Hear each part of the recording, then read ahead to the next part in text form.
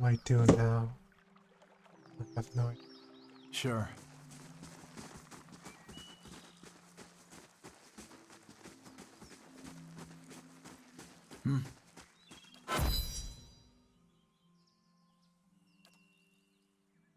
Yeah.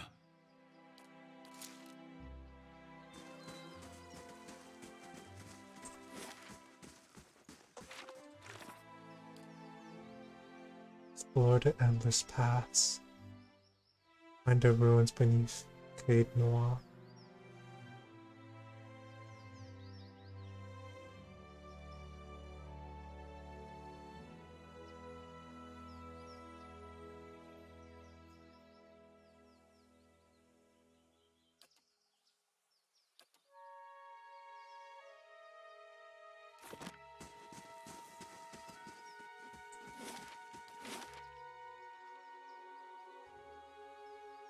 It's the Bay of Defiance. I have no idea.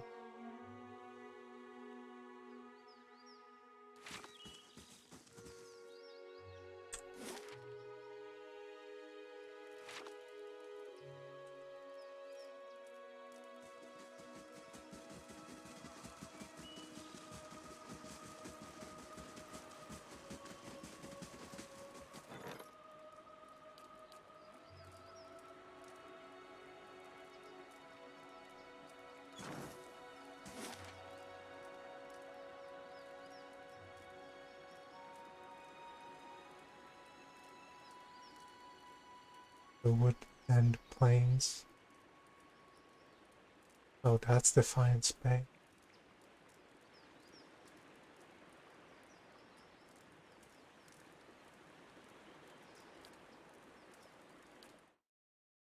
Let us go. I believe the bridge is broken, so we cannot go into Defiance Bay. Security reports that leading key agents will attack the Stronghold in 4 days. 4 days.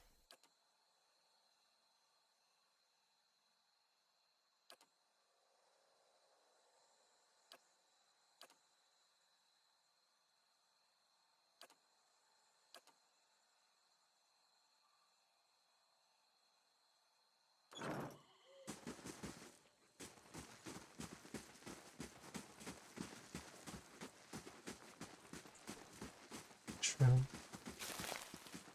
Earned lady.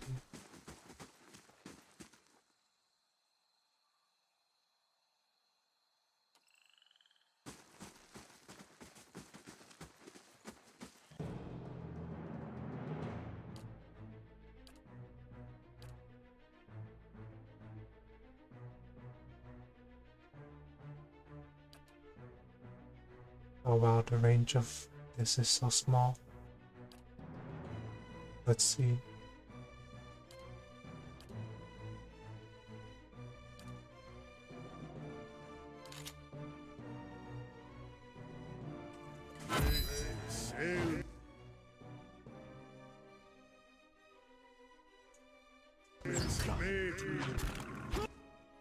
The range of here. They just move a little bit forward and attack. Plus whatever this is, interdiction. Marked prey. Knock this guy down, if possible. 64% chance seems pretty good.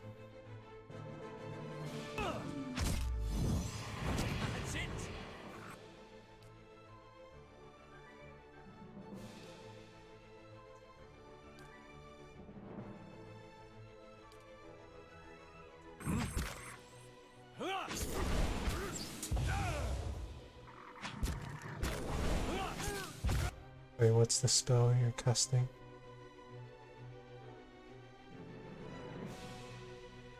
That's fine, I think.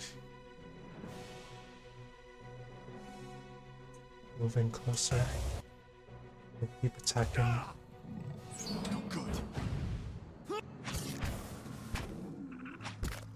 That's it. Damn.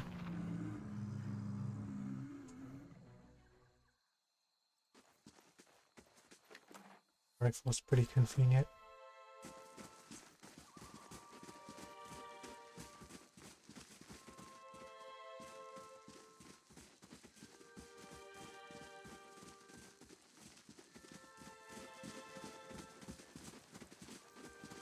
Hope there aren't any traps in this area. I dislike traps.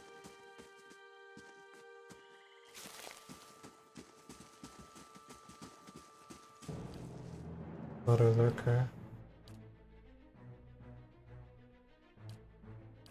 Okay. And then attack. 2-2.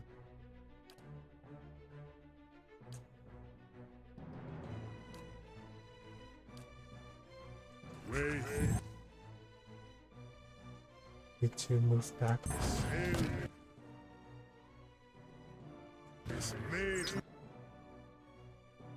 Oh, good.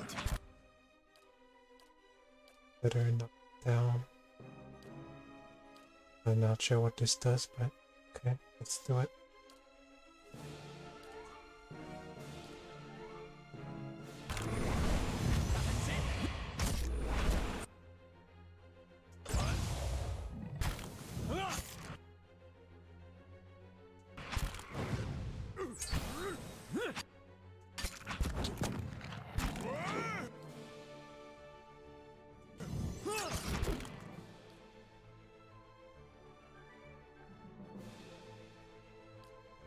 Following your Summon. proactive. Oh. I don't summon it.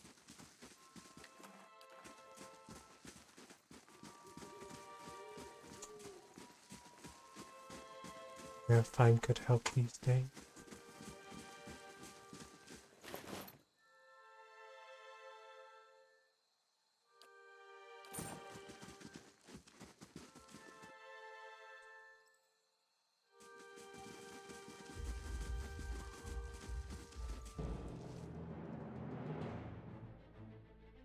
Everyone else move back.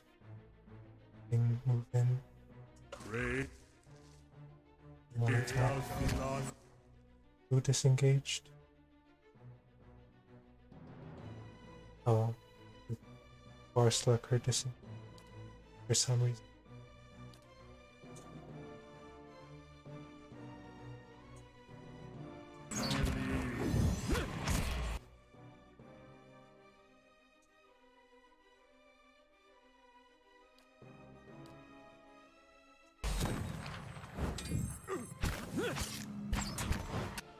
Up and down again. How may I help?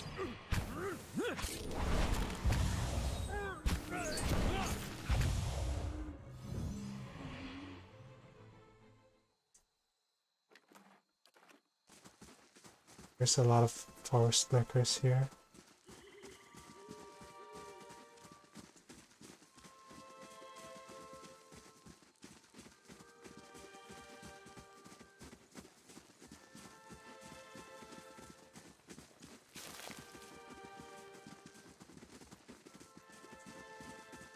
Another one. Let's go.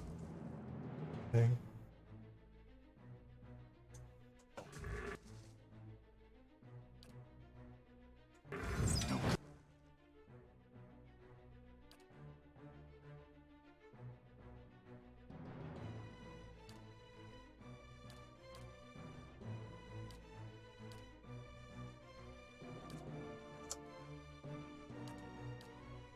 Let's dump all the spells on him.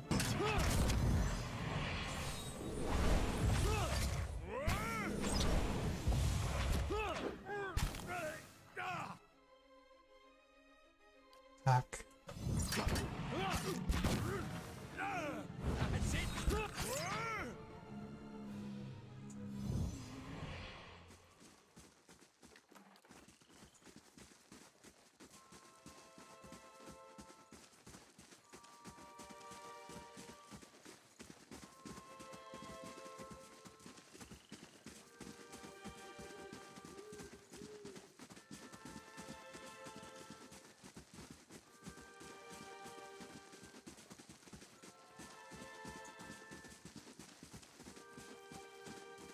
Where am I anyway?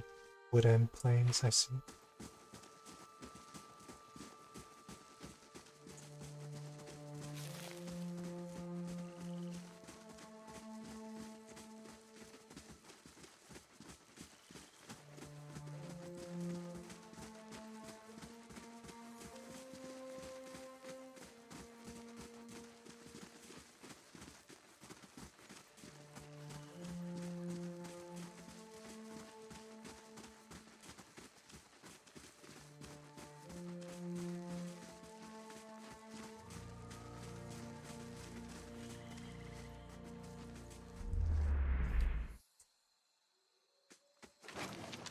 Oh, nice. Camping supplies. Yeah. Can't have too many camping supplies. Oh. Man. Crazy stuff.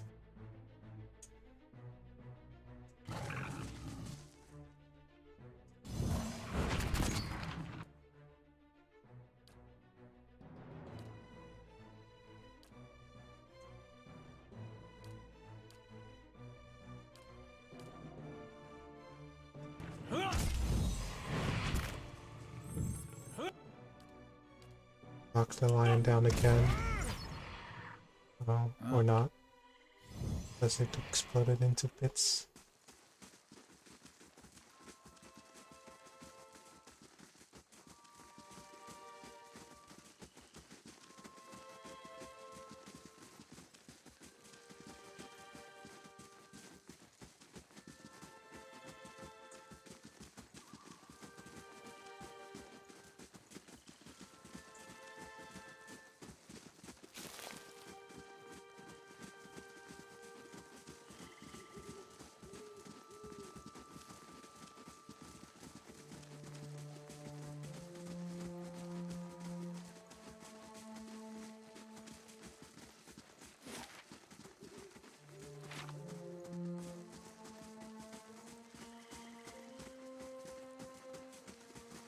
Let's see what's up here.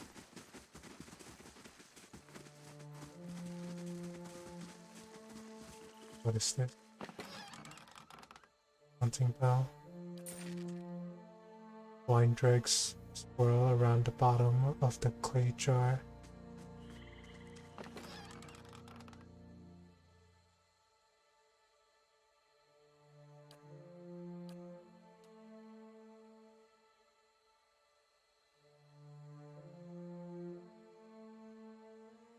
And I have 16 of these.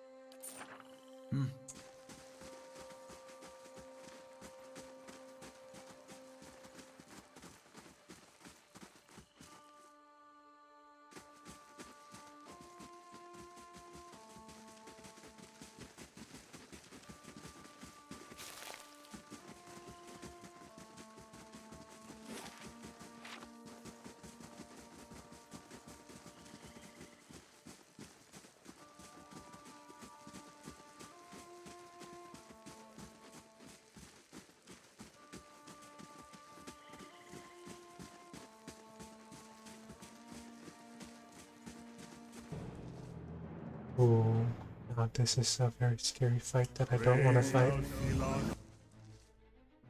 What the heck?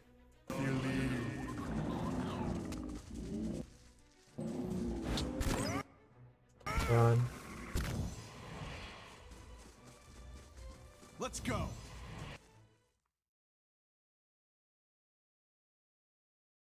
Yeah.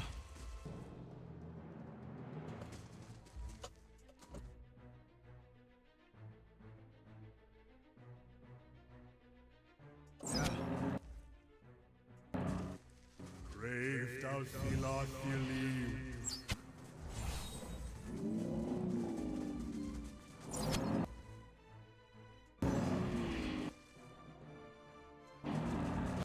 Shoot. Get out of there.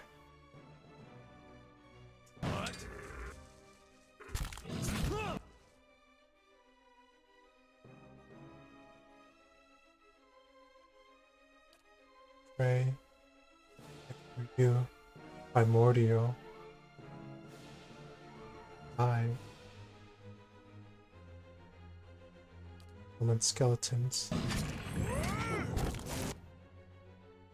And for you. And another for you.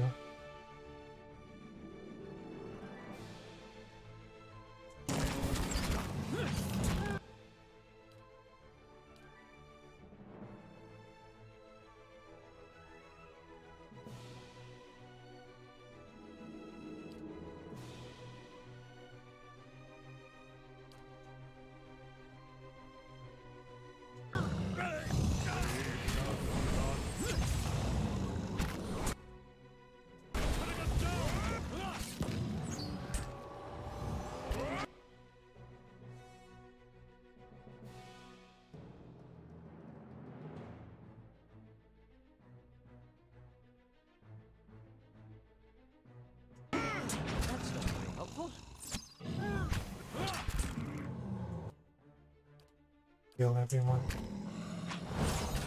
There we go.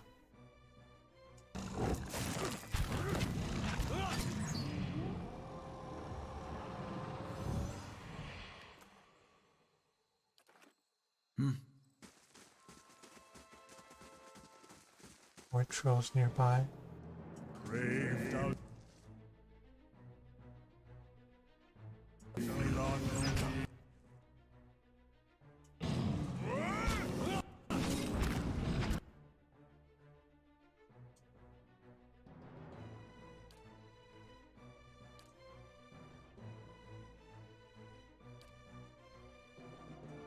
Following your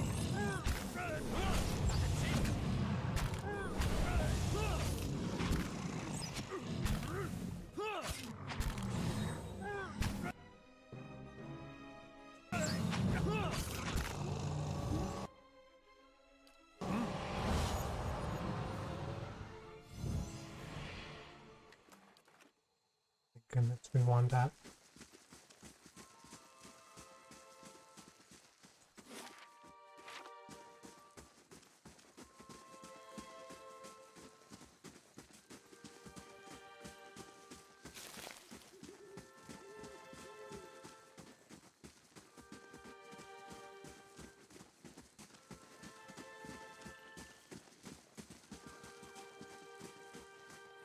Hush, Itumok. We'll just wait a little longer. To an actual NPC. A dwarven woman dressed in skins and hides leans against the road marker. Her face is turned down and her eyes darkened by a thick stripe of face paint. She's sharpening a bone arrowhead and a broomshaw-handled knife. Her attention, however, is focused on a bare figurine between her feet. A large white-furred fox standing at her heels looks up at your approach. Easy, Itumok. It's not him. Who are you waiting for? Short version? I'm looking for a very, very old friend.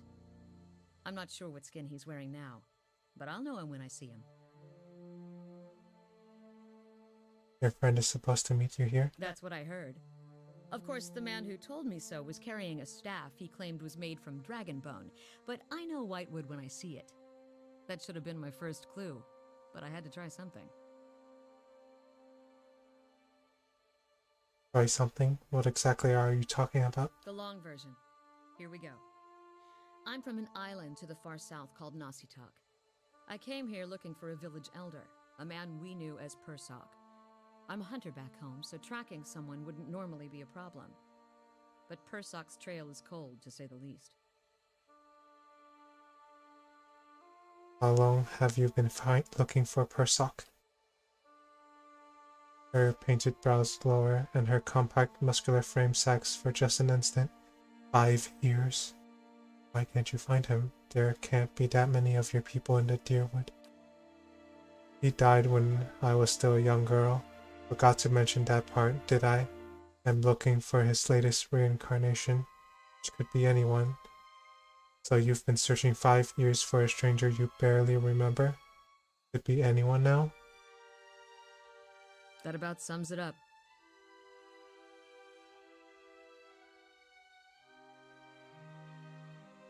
How do you have to find Persok? He smiles wryly. That's more of a campfire tale. I'm not quite ready to get into it. Then it must be an important duty. So I keep reminding myself. Still, it would be nice if important duties came with clearer instructions. He looks at the Edra figurine in the dirt.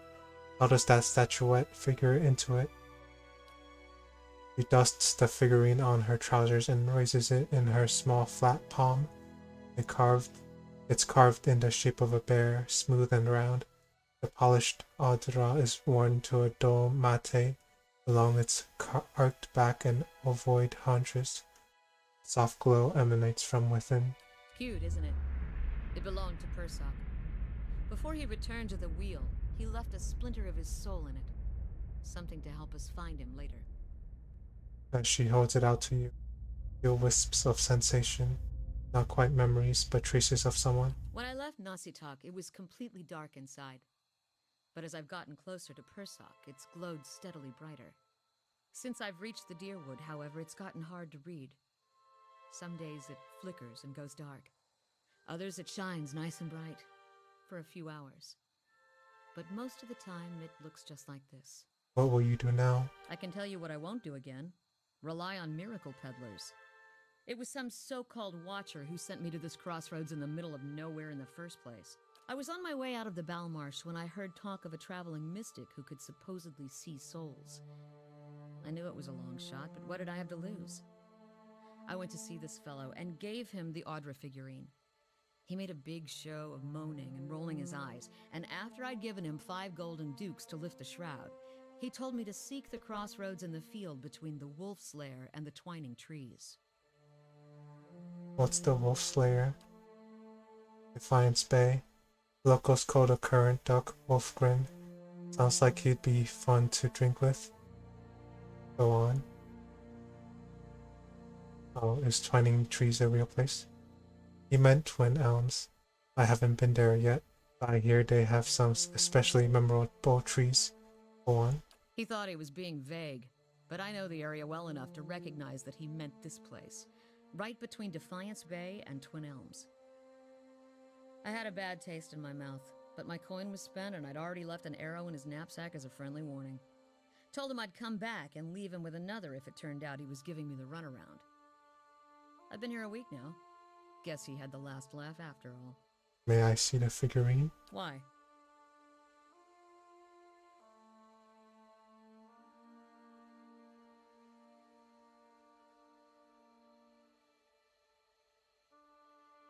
Please? Fine. But if you try to run, just remember that my arrows are faster. He hands you the figurine, her chapped knuckles grazing your hand. He watches you examine it, wary but curious. You raise the Audra bear, turning it in the light. As your eyes catch a tiny glinting scratch, the scenery around you melts away.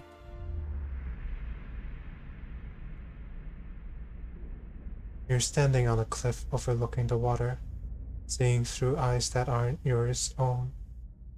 You catch the musk of beasts and miss the fresh scent of vegetation. Then your heart beats a little faster. You'll have to watch your step up here. You look down just long enough to see the sharp, pale cliffs drop the water hundreds of feet below you. Examine the roads nearby. Deep ruts score the hard-packed dirt. These are the marks of wagons.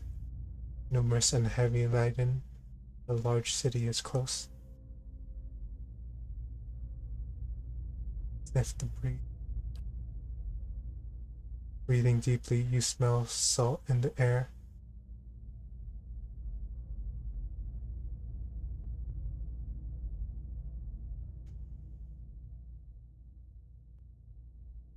Wherever you're standing, wherever Parsak is standing, must be near the ocean, not a lake. I see a vision of cliffs high over the water. Does that sound familiar? Your question is greeted with shrugs and silence. Return the figurine. I've got it. Standing on a cliff. What are you talking about? What just happened? He looks at the Audra bear herself, turning it a few times. He looks back at you. I'm a real watcher. He blinks at you a few times, calculating. I know this sounds strange, but it's the truth. You realize I've got no coin to give you, even if I did believe you. Come with me. I've got other businesses in the area, and we can look for Persak on the way.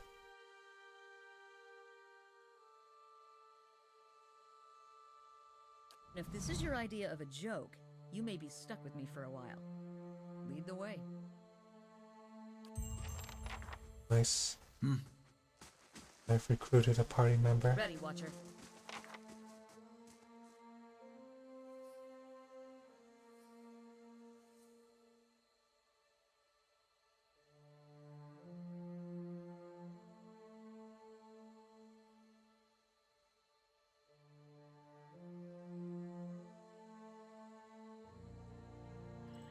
Huh?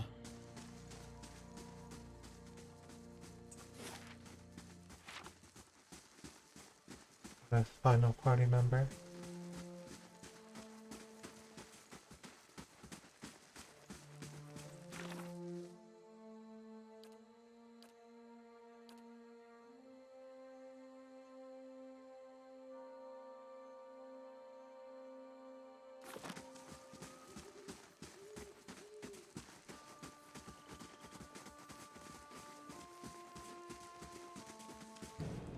Ooh, yikes.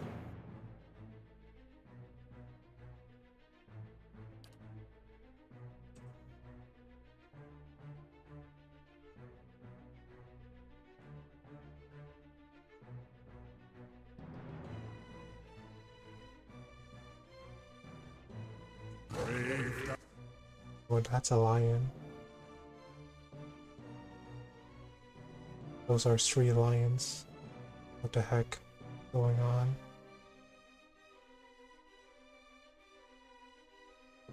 The lioness too.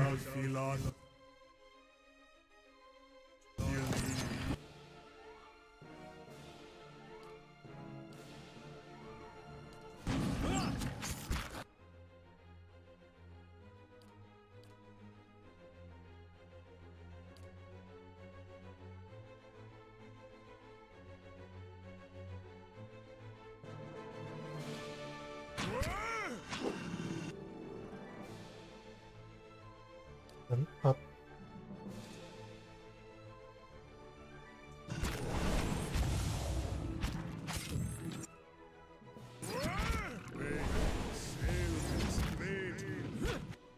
Oh, are you taking damage?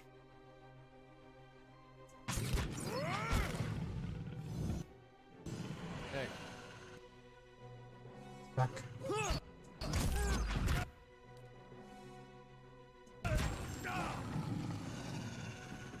Huh? There we go. Following your lead. Huh? Let's loot this guy. A pilgrim. Earth harvest.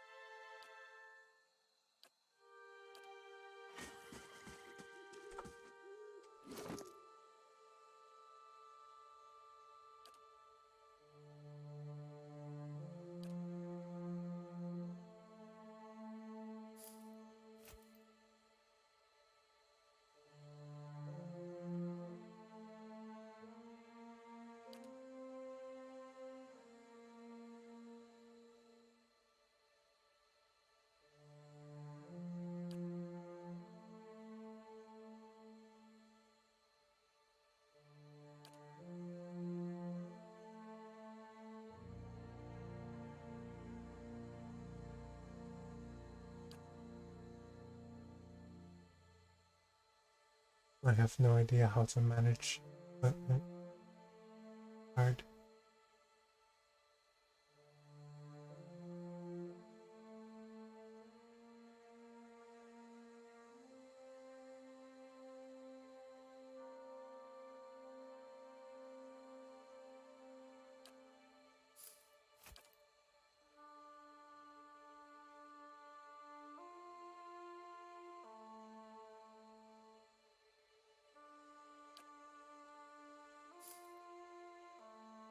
Turns should wear this.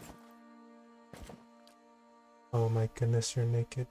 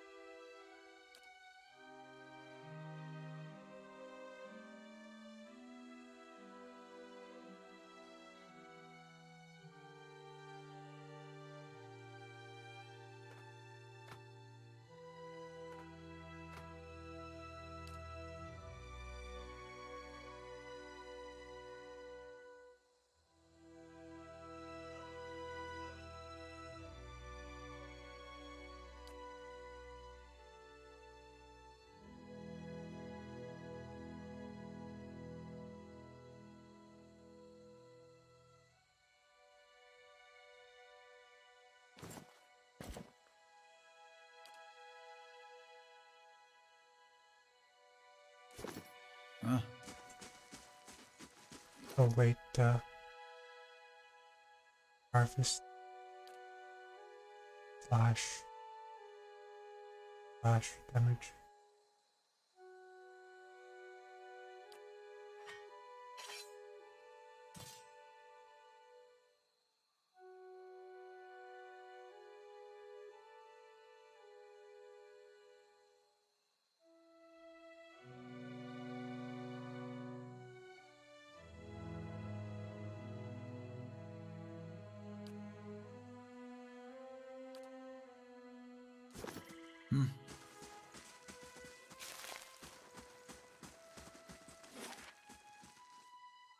Looks like I've uncovered this whole area.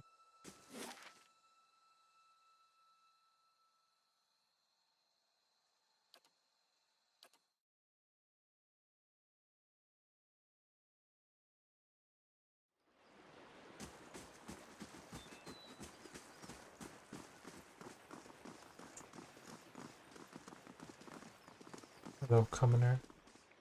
If you need an inn for the night, Goose and Fox has softest beds and the best ale. Have you been to the expedition hall yet? You might find your type of work there.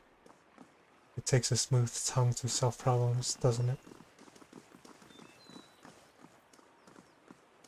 Excuse me. The Crucible Knights have been warning everyone to stay out of the catacombs. They're not safe anymore.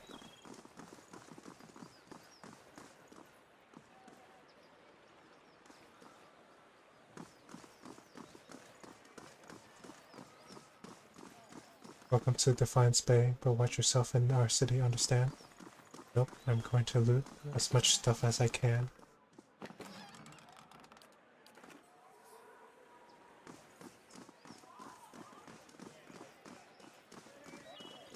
Good day to you. Can you tell me about Defiance Bay? Sorry, but I don't have time right now, but it sounds like that dozen's crackpot, Rowan, is stirring up trouble again. He jerks his head at the gate. He'd be all too happy to give you a rundown of the city, liberally flavored with dozens propaganda, of course. I'm looking for the Temple of Wodaka. He scratches his beard. Not sure why you'd want to go there, he shrugs. It's in First Fires if you really want to see it. You seem to be on edge. What's the problem?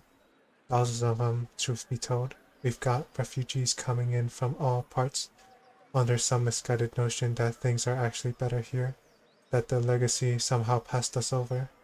So they show up with no prospects and little money and just end up making a worse mess of things. He looks you up and down. No offense. Goodbye. Grunts.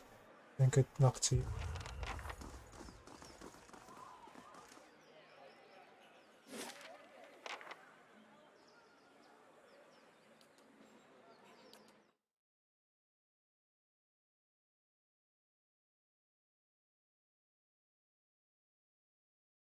Defiance Bay, the city at the heart of the Deerwoods Revolution, now seems on the brink of another. Refugees line the streets, homeless and hungry, displaced by Whiteone's legacy, hoping for relief within the city walls, and finding none. Dissidents congregate to protest and to heckle, calling for an end to animancy and the ouster of their duke. The city's militiamen cast fearful looks as they patrol the streets, their hands trembling at the hilts of their weapons. The capital of a country that had not long ago incinerated a god now appears to be a spark away from sharing the deity's fate. So I completed Act 1.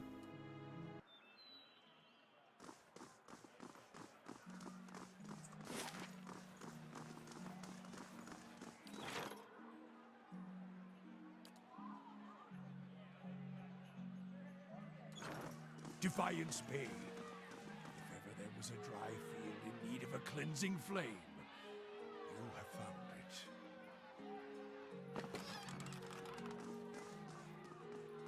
Greetings. Owen's arms are crossed and his mouth is set in a grim frown as he watches the gathered protesters.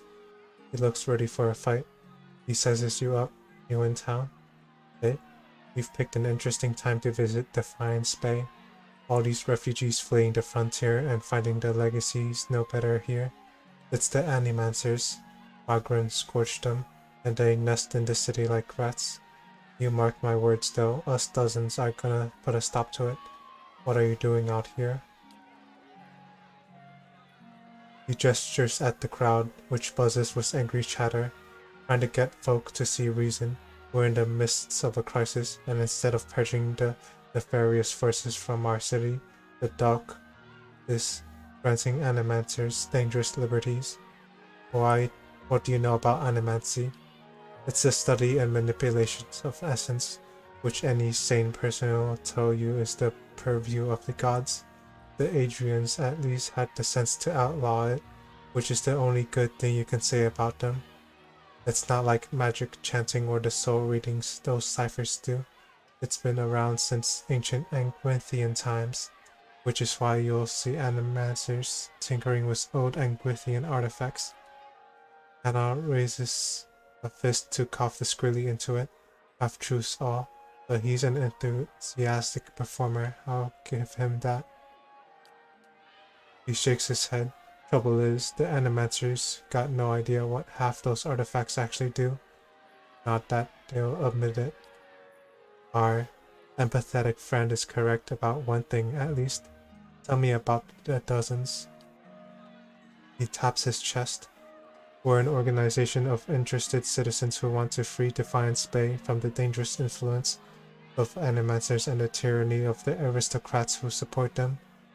We also consider ourselves a militia of sorts, seeing as the Crucible Knights are little more than a flock of preemie nobles in training these days. Just like a militia, the dozens, except for the training, and the discipline, and the code of honor. His eyes gleam, and we're always looking to expand. The more people see things our way, the better for the state of the country. You have any interest in hearing more, stop by at Mifsden sometime. The Expedition Hall. Lot of free thinkers in there. What can set straight all the nonsense the nobles and the animancers want you to believe. Might even be some paid work there for motivated types. I'd like to know more about Defiance Bay. This is the capital of the Free Palatinate of the Deerwood. We started out as the capital of the Adrian colony, but we booted the Placid Scepter from these lands 150 years ago. These days we're major ports, receiving trade and visitors from all over the world, but we, some of us anyway, strive to hold on to the pioneering spirit that earned us our freedom a century and a half ago. The city is divided into 5 districts: Copper Lane, First Fires, Andros Gift, Brackenberry, and Heritage Hill. He ticks each off on a calloused finger. Tell me about Copper Lane. This here is Copper Lane. He taps the scuffed foot on the cobblestones. It's primarily a market district, but you've also got the Expedition Hall directly north of here, where you can join treks into the wilds. That's also where my fellow dozens, martyrs, and I tend to meet up with other concerned citizens. He points to a long domed building west and north of your position, and that's the Hall of Revealed Mysteries. Eerie place, you ask me, but they've got the biggest library in the Deerwood. Anna laughs. Eerie indeed. It might be less so if more kith stepped inside. Perhaps we ought to visit, Blaze Char, and see just what mysteries are revealed. Tell me about Brackenberry. A noise of disgust rattles in his throat. The nobility that didn't sail back to Adir stayed there. Most of the families there traced their lineage back to old imperial times. Other than a lot of has-been nobility, you've got Hadrid House, where Lady Webb and her spies operate, and Brackenberry Sanitarium, the main cesspit of animancy in the city. He spits on the cobblestones. Tell me about First Fires. That's where the revolution started, hence the name. These days it's overrun with politicians and panderers, but we'll take it back someday. That's where you'll find the Ducal Palace, the Valiant Embassy, and Crucible Keep. He shakes his head. The Crucible Knights were the original freedom fighters in Defiance Bay, but now they're just strutting peacocks with their eyes on fancy titles and their heads up their asses. There's an old temple of Odaka there too. We keep it real nice for her, he winks. Tell me about Andra's gift. Got the name because it was a wetland that was drained back in the imperial days. Now it's a city district populated by sailors, common folk, and more than a few thugs. But it's a fun place too, if you know where to look. He winks and elbows you. Look for a place called the Salty Mast when you're there. Other than that, it's mostly warehouses and abandoned homes. Tell me about Heritage Hill. He shivers. It used to be one of the more prestigious districts in the city.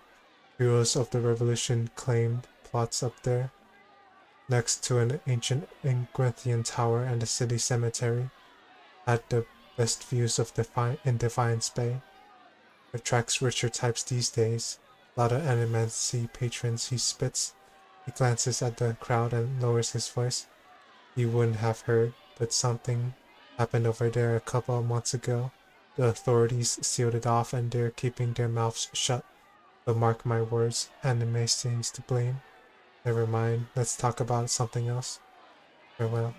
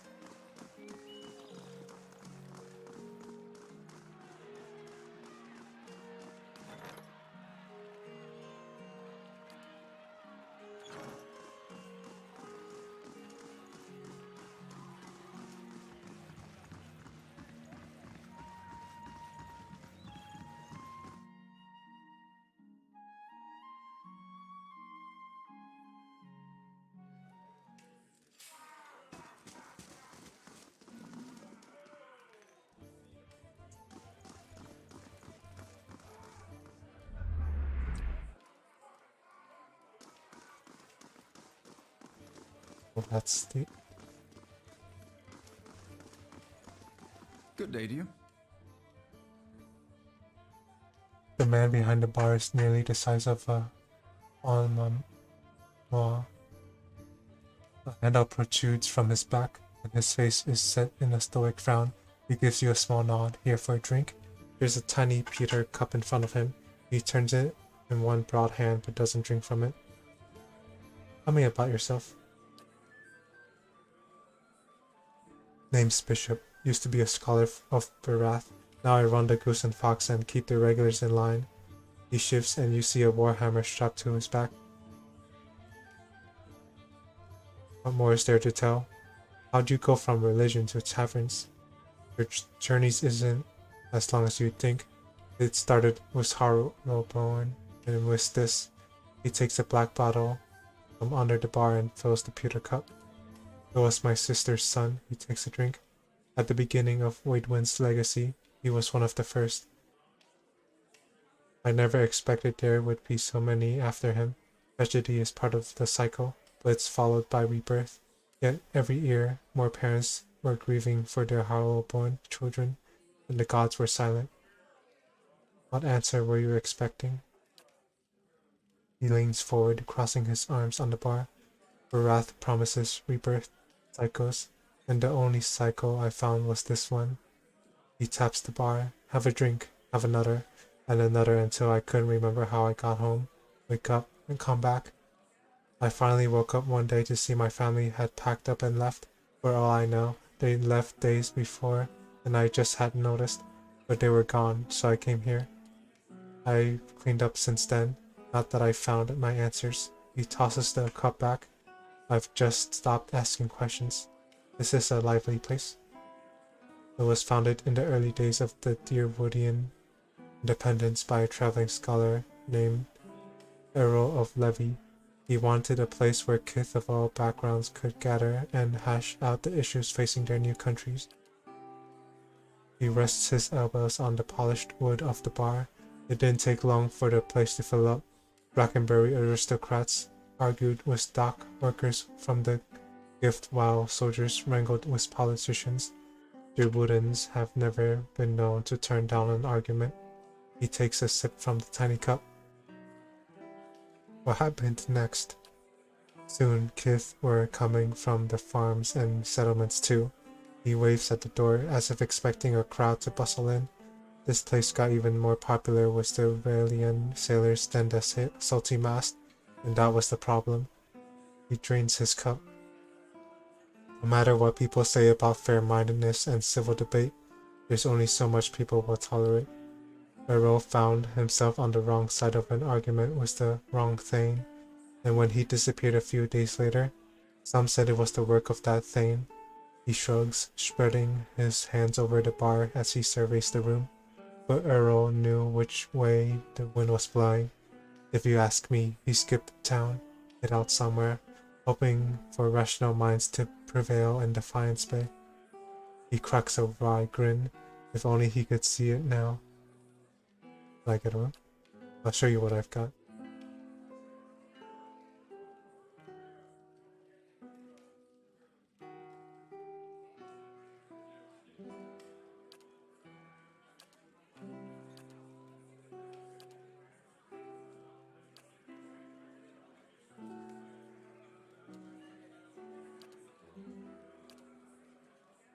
Oh shoot, retraining costs money? That's bad.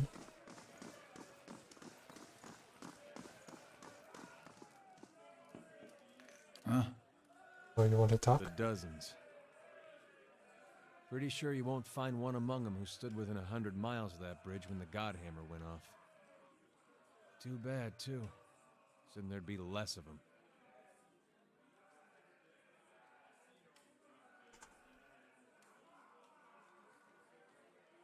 What do you have against the dozens? Nothing serious. Nothing I don't have against a lot of folks anyway. The dozens. They like to take things into their own hands. Gets ugly sometimes. We don't have them in Gilded Vale, but they'd be right at home there. They picked that name so they could do what they wanted to and feel like it was right. Got nothing to do with honor or sacrifice.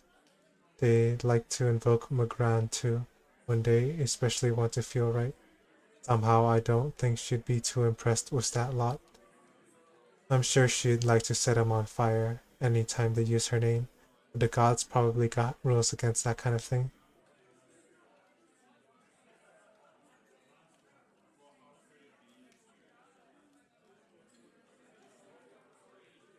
There must be plenty of other groups that are better reflections of the figures that inspired them. Sure, I just can't think of any off the top of my head. I shouldn't say that. There's a group of Aethosians, the night market. They still do right by their god. Helped get a lot of people to safety during the purges. They're easy to forget about though, because they have to work in secret. You can thank people like the dozens for that too. Why do they call themselves the dozens? Was 12 Deerwoodens stood outside Halgot Citadel waiting for Waidwin to cross the bridge there. They had to hold him there long enough for the Godhammer to detonate. So that's what they did.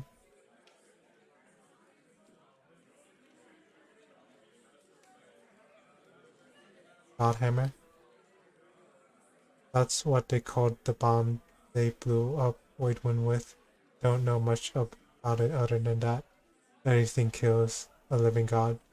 Guess you gotta name it. Let's continue on. Good idea. Thank you for the lore bit.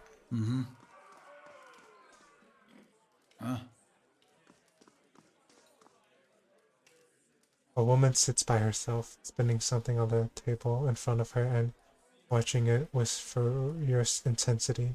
It's about the size of a coin, and it wobbles over a crack in the wood with a metallic rattle.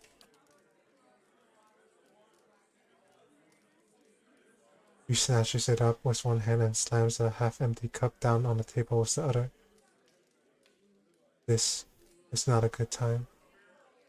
As you wish. Right, let's leave her alone.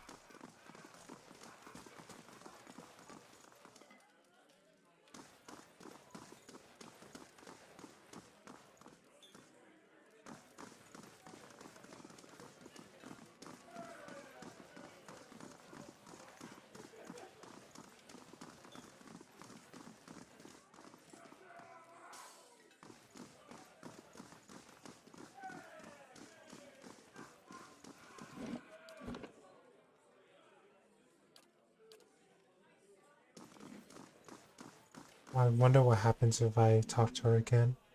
I would normally won't talk bother her, but I'm curious.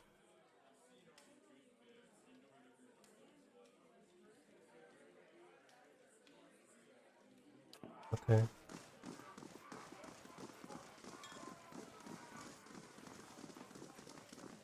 I'm curious, but I think I've heard this music before. I'm curious what troubles her, but I don't think I should really bother her.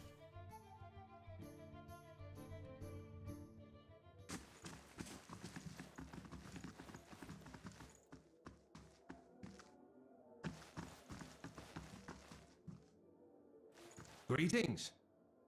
The Norland man relaxes with his feet propped on the table.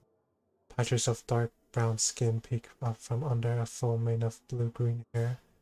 He and the Orlean woman with him exchange laughs and comments with the trio at the nearby table.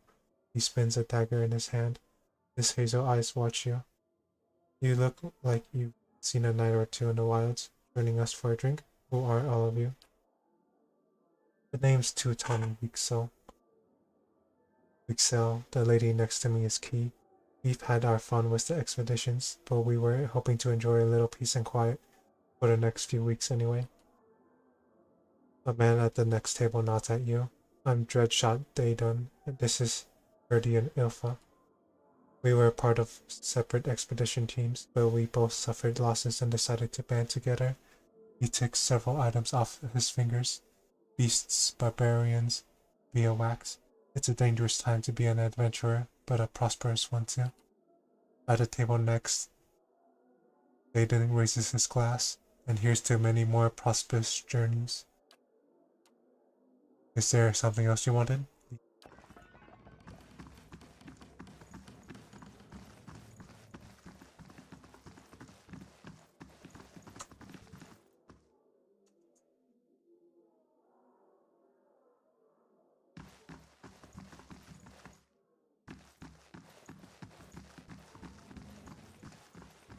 I'll see what I can do. The work of a moment.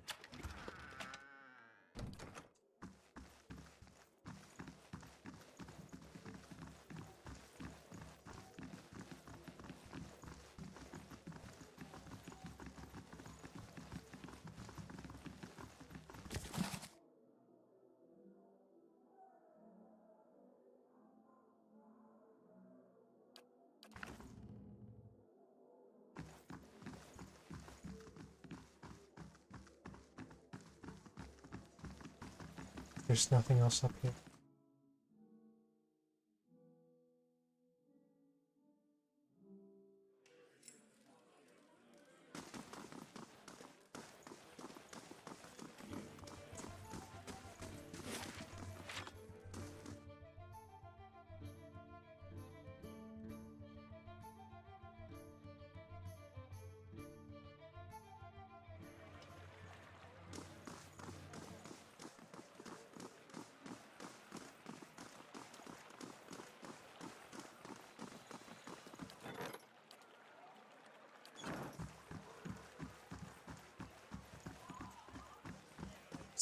Over here, mister. The young boy watches the passerby and counts a grimly handful of coins. His face and arms are smudged with dirt, but except for the grass stains, his clothes are in good condition. As you approach, he blinks and makes a quick, furtive effort to pocket his coins. Hey, mister, want to know a secret? He wipes his nose with a sleeve. I know a real good secret.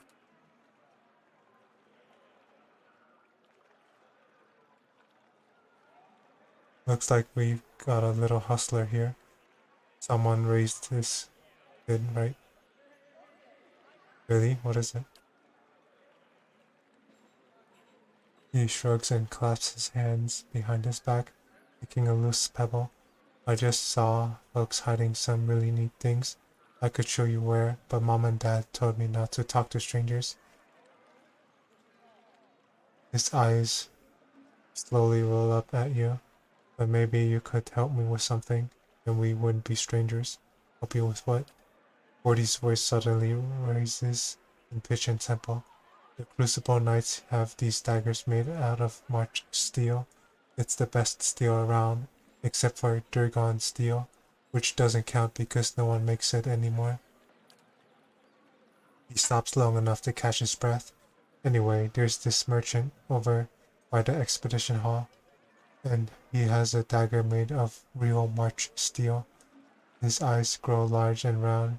He said he wouldn't sell it to me because I'm a kid, and kids don't know anything about daggers. But that's not true. I know lots about daggers. I know about the different kinds of steel. I know how the Crucible Knights make them in a forge. I know that the tip can pierce low gauge scale armor. That one that's good and sharp can cut through bone. See, I know plenty about daggers, and I really, really want this one. If you could, just get it for me. I promise I'll never, ever ask anyone for anything ever again.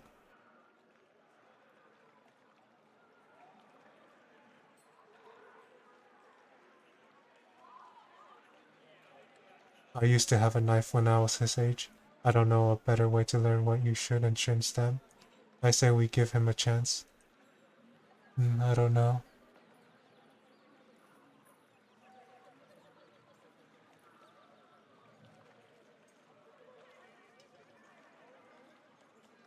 You're too young to play with knives. I'm sure your parents told you that or you wouldn't be asking me. But if I'm going to be a real warrior, I have to start training young, just like the heroes in the stories. I just know I was a great warrior in a previous life. My mom even says I have an old soul. Fine, I'll help you. Woody jumps up and down, whooping and hollering. I knew a real adventurer would understand. He points to a large building. There's a big merchant over by Admeth's den who sells weapons. He's the one with the dagger. I'll wait right here for you. He's gap-toothed grin stretches from ear to ear.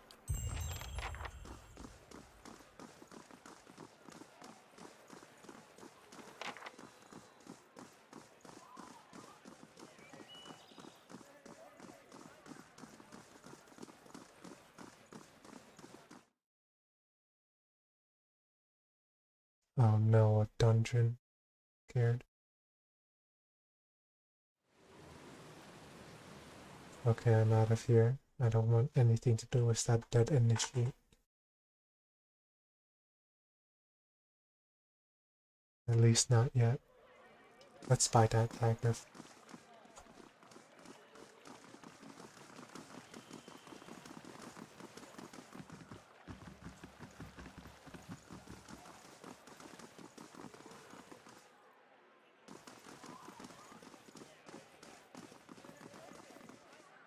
This elderly man paces back and forth, taking short hobbled steps.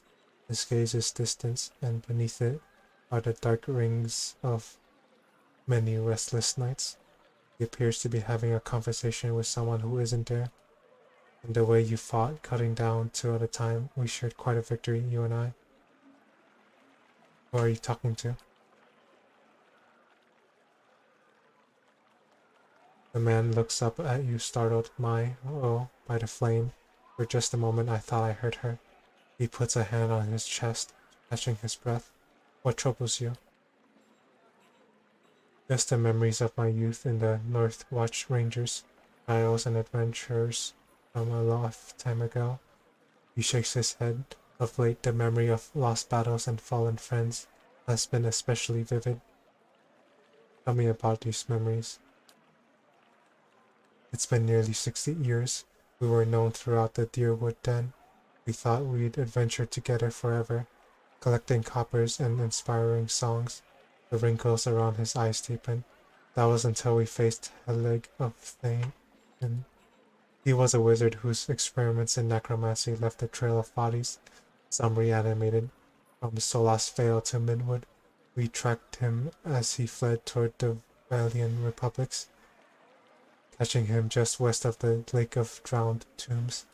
We were fools, seasoned as we were. We were not prepared for his foul magic. Our numbers were nothing against his power. A wiser man would have ordered a retreat, not me. By some curse of the gods, I was knocked out, and when I awoke, my rangers, my Ronya, they were all dead.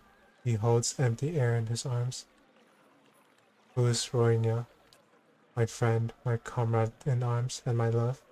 We'd planned to adventure together until we grew old enough to settle down and enjoy our fortunes. Young as we were, we couldn't imagine anything would tear us apart. I know this sounds like an old man's madness, but I hear her, a voice just over my shoulder, calling to me in my dreams. At night, I see her wandering the catacombs beneath the city, trying to escape. Foolish as it sounds, I can't shake the idea that she's somehow down there, waiting for me. I've even ventured below, though it damn near cost me my life. Hesitates. Were I half the warrior I was in my youth, I'd search every grave and rat hole. As it is, I'm stuck with this feeble body and the agonizing notion that my love is somehow down there, beyond my help. I will search the catacombs for a sign of Roinia. Tears spring to the old man's eyes. There's an entrance to just southwest of here, on the other side of the canal. He sniffs and wipes his eyes. You are truly a gift from the gods, if there's anything you can find of her.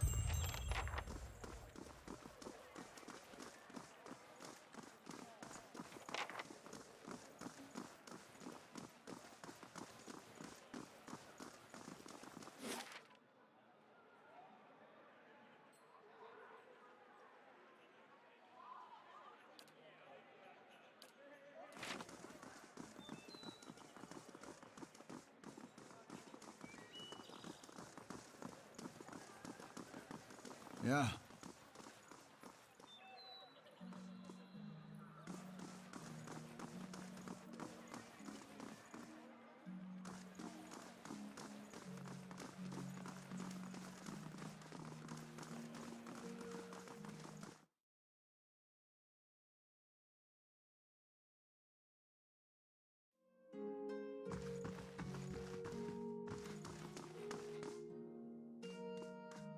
How do you do?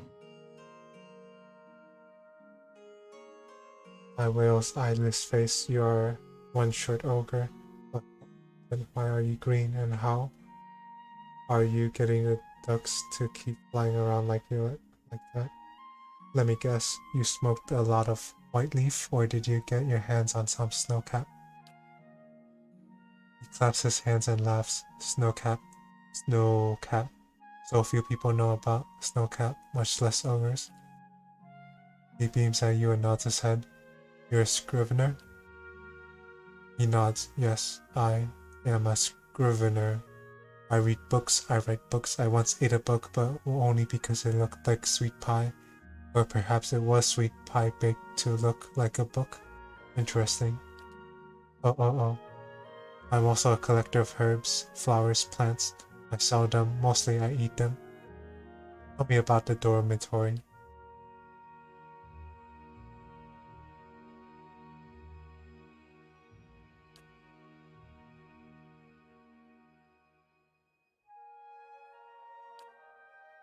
Gods keep you. Can I sell stuff?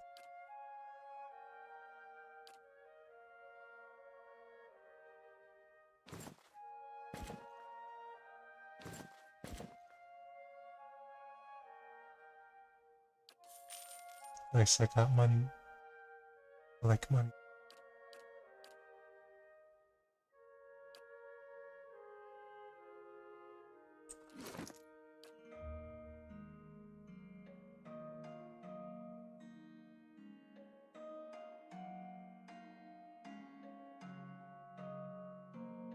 I'm pretty sure these gems are crafting ingredients, and it seems like I'm right.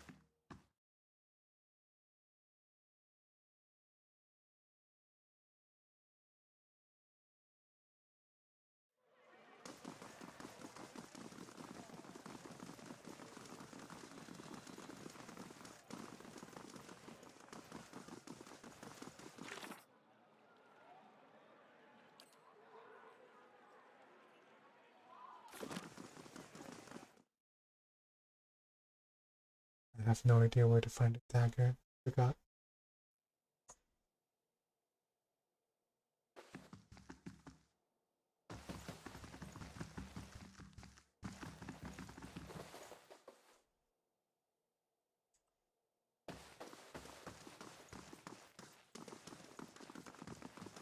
Hail and well met.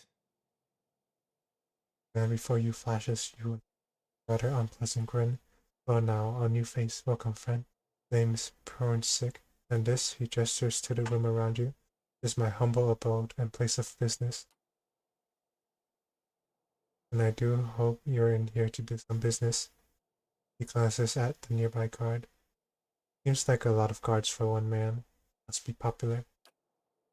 Sick raises a brow. Sure, right. Very perceptive. Business attracts some less pleasant types. Sometimes the clientele gets a little pushy, and every so often, and someone even turns out to be snooping into things they shouldn't, and lessons have to be taught. His face shivers with a quick, unreadable emotion. I'm sure you're too smart to get it wrapped up and all that. Of course. I keep it simple. If you have the coin, I have this theft. You're free to make use of the premises so long as you don't do anything stupid and you don't get too tangling with the other customers. Now, Vincent claps his hands together. What can I get you? What's a spec? You serious? Prinsic eyes you with suspicion and disbelief. That's worth every pound, my friend. It's incredible. Let you see your own soul. Then you're looking at the fine space first and foremost, Steph. That's all for now. Uncover what happened at 6 House in Upper Lane. What? What's that supposed to mean? The guard holds up a hand as you approach. You can turn right back around. The lower floor is all yours, but nobody goes upstairs. Sorry, I'll be going. Wait, what's up there? Guard shakes his head. What do you think? The bedroom? All that private things I'm saying. You don't go creeping through other people's room. Any chance you could look the other way? The guard narrows his eyes, then takes the money. I do like the view of over this way. He turns around.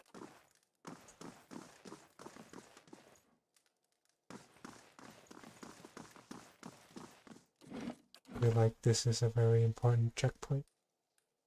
I'm gonna save.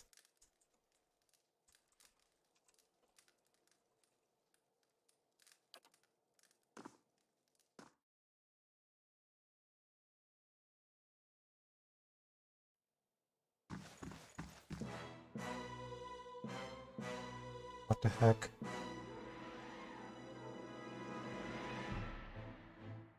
Am I in combat?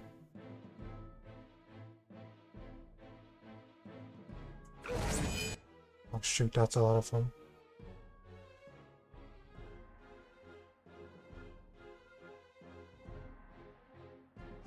How did I get into this mess?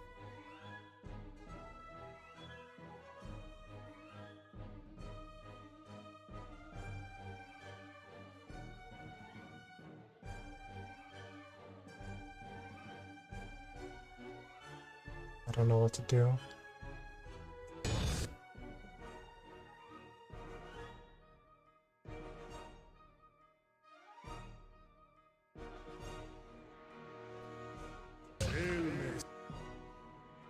Attack.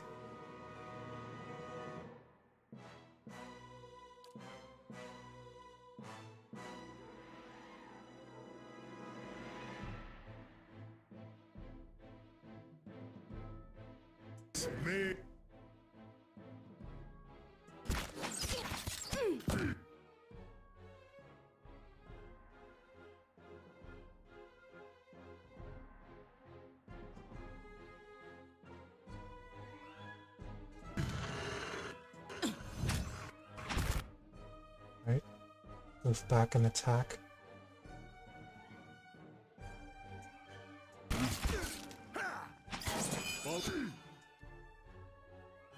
Pull him up.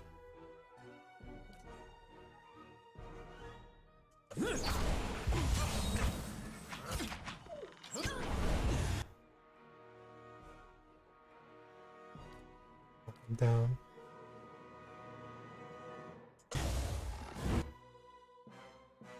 Oh, what just happened? Escape. Why are you escaping? Fight me.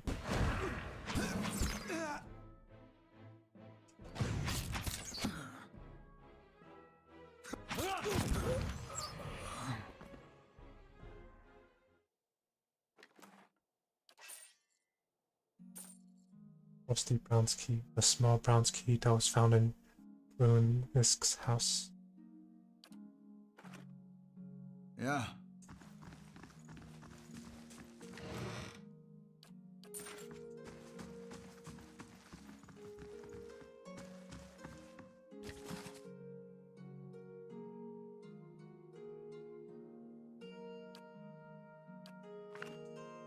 Huh?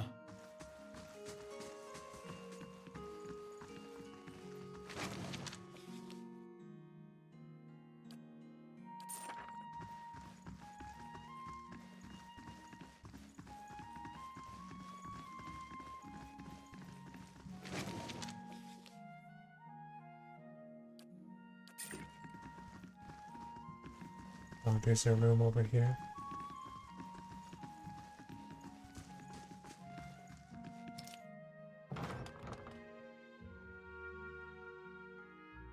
Oh, what the heck? Oh.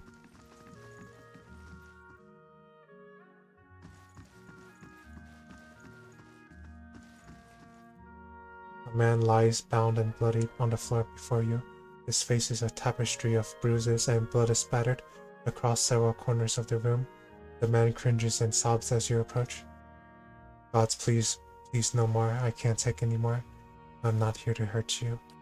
The man pauses, gazing up at you. You're not? Oh, praise Berath. You're not one of his men, are you? He glances nervously behind you.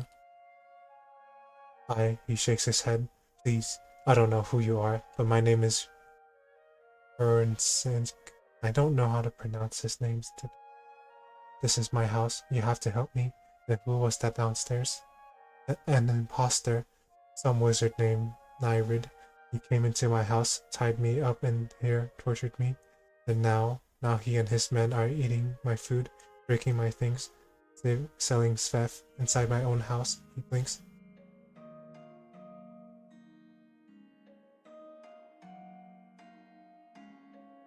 This would be a lot easier if you weren't trying to hide something. Runix looks away, unable to meet your gaze. I may have hung on to a tiny portion of my supplier's share, but I needed that money.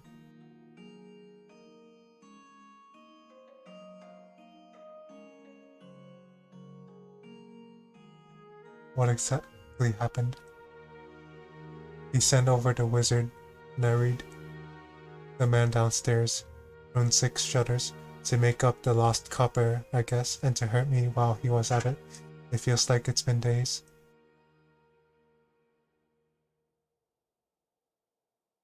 Hold still, I'll get you free. And no, wait. Runix says, his eyes wide with panic. I can't go out there, not while he's downstairs. I've been tied up for the gods know how long. Please, you have to kill him. Maybe I can convince him to leave. Runix shakes his head. You don't know him, what he's capable of. You'll see soon enough. Oh gosh.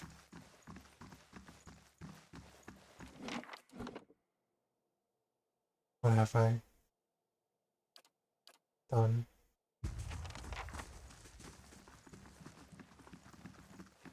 Maybe I'll get some of just the cars. Help me.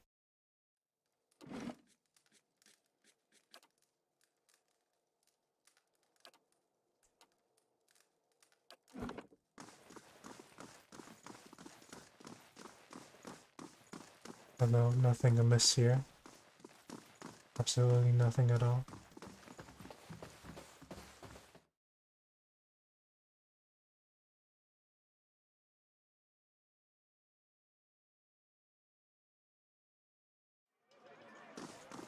Help. I need help.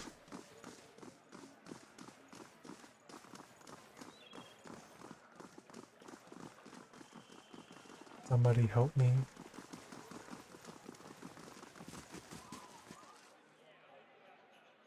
Also, this is the marketplace.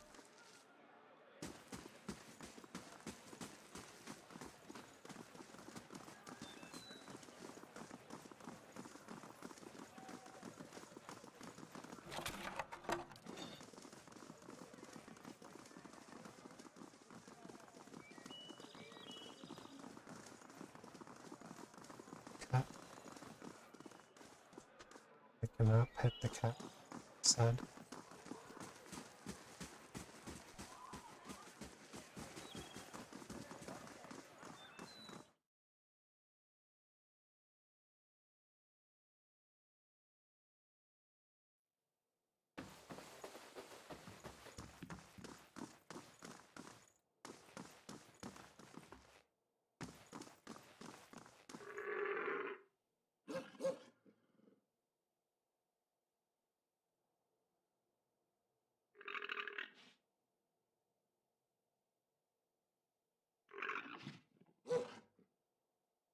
Hey, I dare you go talk to the guy.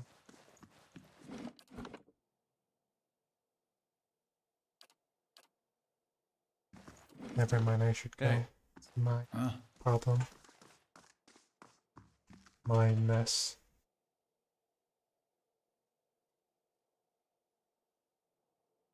When this grins, you're back. Anything I can do for you? I found the man you tied up upstairs, the one who also claiming to be prone sick. The toothy smile falters. That's so. He shakes his head. Amy had to go digging around, friend, because now I can't exactly let you leave, can I?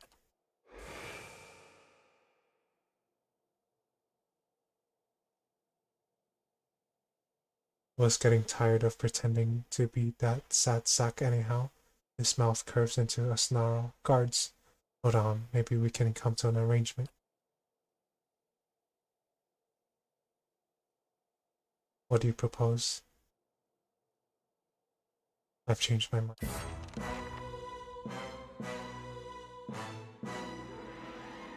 Oh gosh, everyone's hostile.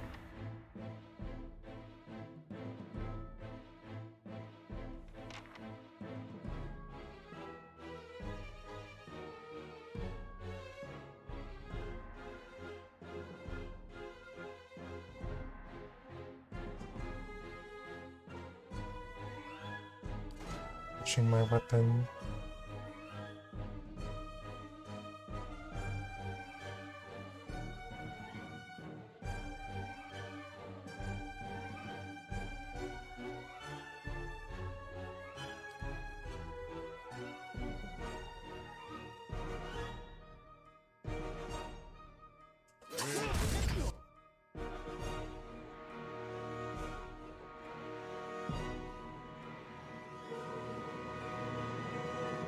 And I get in there.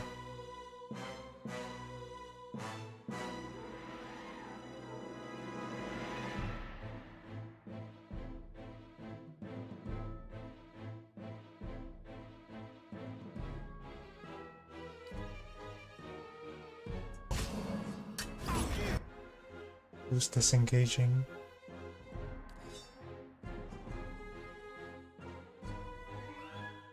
Who died?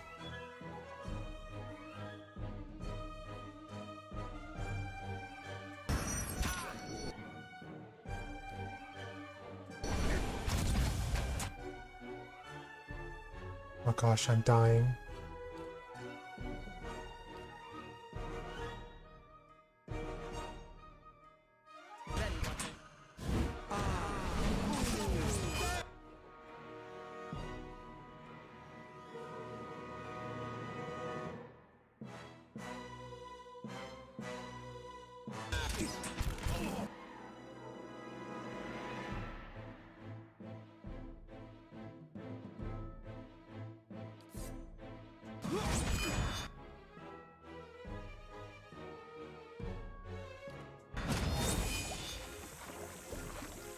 Stop. Nereid staggers back, holding a bloody hand in front of him. I give up. Just leave and I'll go peacefully, alright? Too late.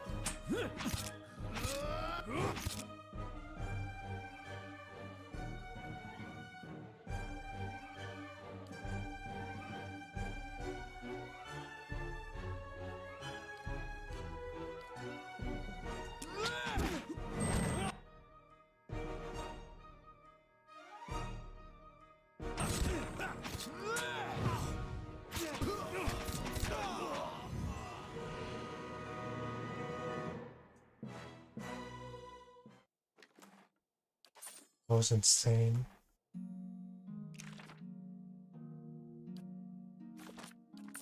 Huh?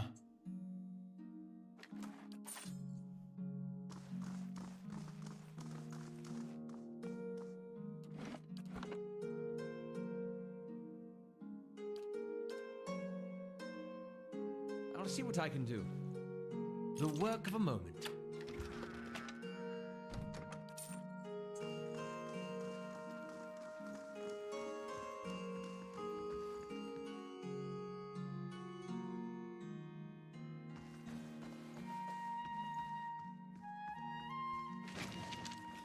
Well-deserved loot.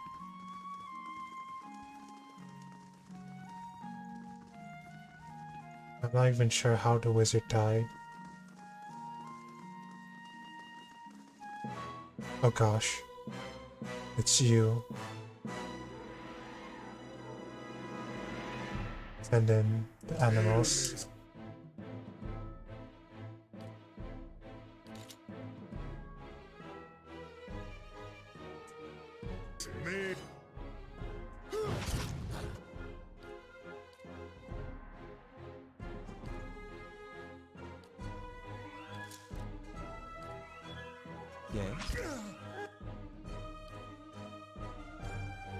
Take him down for the good of the common folk.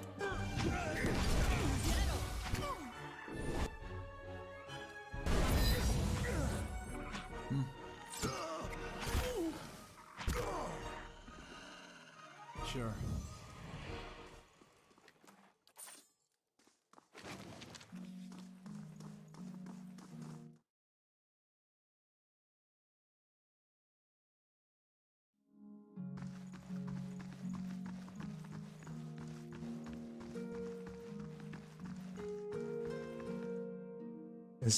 Is it done? Is he dead? He's already taken care of. Ronisk stares at you. I can't believe this nightmare is finally over. He grins weakly, then seems to remember something. You've no idea what you've done for me, but... He looks up at you and away again. I need to find my love, Kainra. Only, after whatever Nyrid put her through, I'm afraid she won't give me a chance to explain. But she might listen to you. Please, she must be somewhere in Copper Lane. It's the only home she's known. Then please, don't tell her about this theft, about what I do. I could make it worth your while. A discount, maybe? Perhaps you should trust her to make her own decisions rather than lie to her. I know, and I can't force you to keep this secret. I just don't want to lose her. After what happened here, I'm sure she won't have anything to do with Seth or me if she finds out. I'll go find her. I can't thank you enough, truly. How I've missed my poor Kaimna.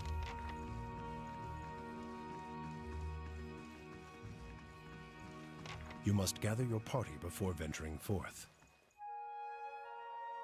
Yes?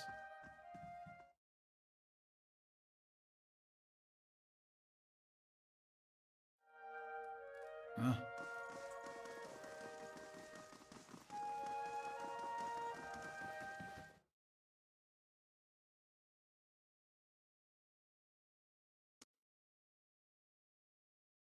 Oh, I forgot I can sneak around. Sneak around this, or this house, whatever it's called. I'm on the trail. Where's the people?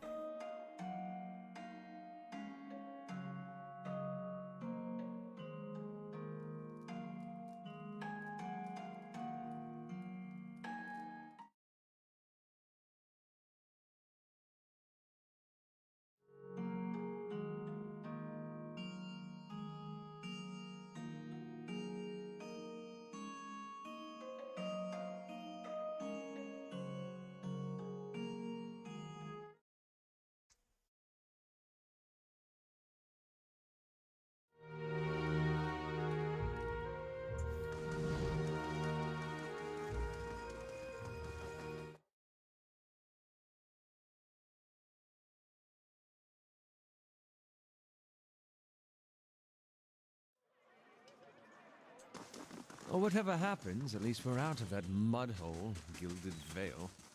I grew up in Gilded Vale. Quaint. That's what I meant to call it. No, you had it right.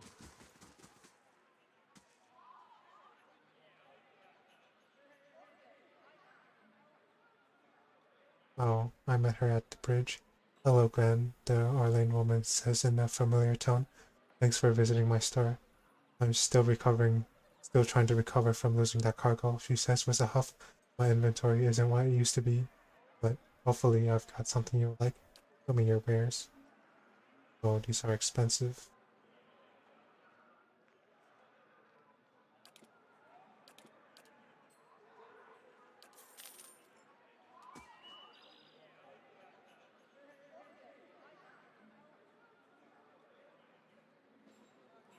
Are you selling any daggers made of March steel? March steel? I wish I had some to sell you, but alas I do not. Look for Igrin, the weaponsmith. He's the Almala over there. He often has a robust selection. Best to ask him. Oh, whoops.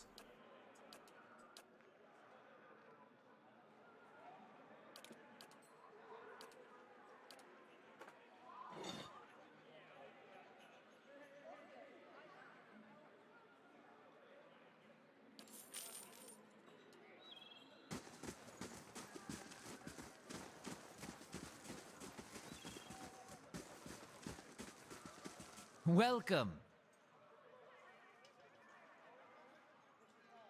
Igrin stands behind a stall, polishing a broadsword. The patterned flesh around his eyes is wrinkled with age, and the muscles in his arms are knotty and lean, but he holds the weapon with ease. He nods at you. Come to take a look? You wouldn't find a finer collection of armor and weaponry in Defiance Bay. Outside Solon's, of course, he flashes a crooked grin. What's so special about Solon? She operates in the expedition hall. He jerks a thumb over his shoulder. Sells the best equipment in the city. Owen and keeps her on a short leash. Keeps her fine inventory reserved for chartered expeditionists, members of the dozens, and anyone else he takes a liking to. I'm looking for a particular dagger made of March steel.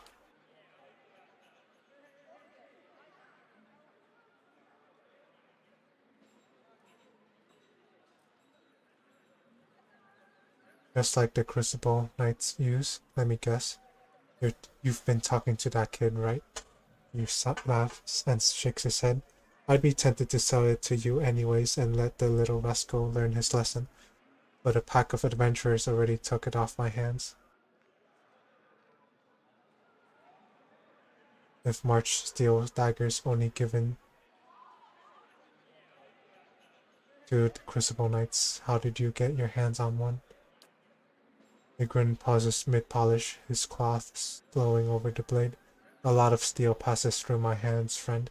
I don't make it my business to ask where it all comes from.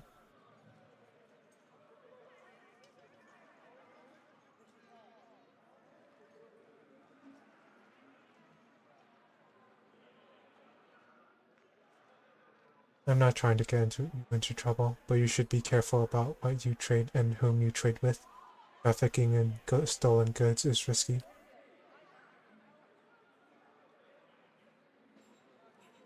He grunts. Appreciate the concern, but there's no need to worry. I keep my nose clean enough. Those adventurers you sold the dagger to, where are they now? Folk like that only visit Copper Lane to crew up at Edmeth's Den Expedition Hall or down a pint at the Goose and Fox. And since they weren't headed into the den, well, you've got my best guess.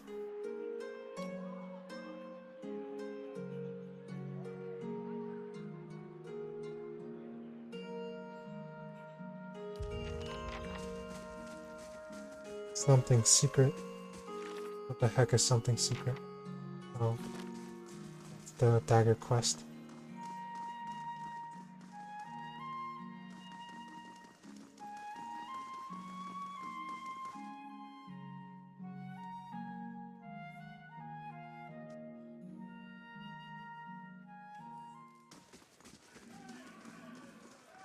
Let's find ourselves some soldiers.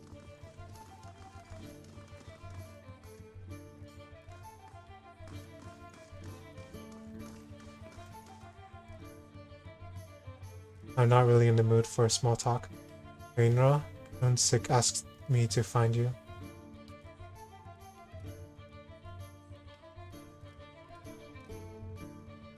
Reinra stills, looking up at you suspiciously.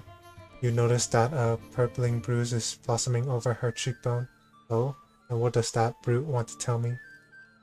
Pernsik was being impersonated by a powerful wizard. However, the real Pernsik also deals Sveth.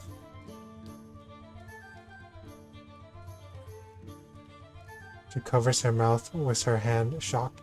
Pernisk? My Pernisk is a Sveth dealer? If I didn't know you for an honest man.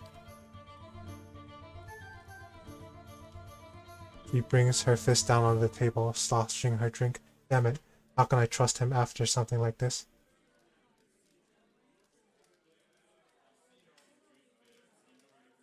That he's lied to me for this long. She runs her hands through her hair and takes a deep breath. I should just be glad I found out about this before the wedding. He still loves you. Do you really want to give up on your future together? Perhaps you're right. If he's willing to give it up, we can work this out. Seems worthwhile to give him a chance anyway. Oh, and take this. She unclaps something from her neck. Picked it up from one of the merchants to help me stand firm in my decision. I'll be fine without it now.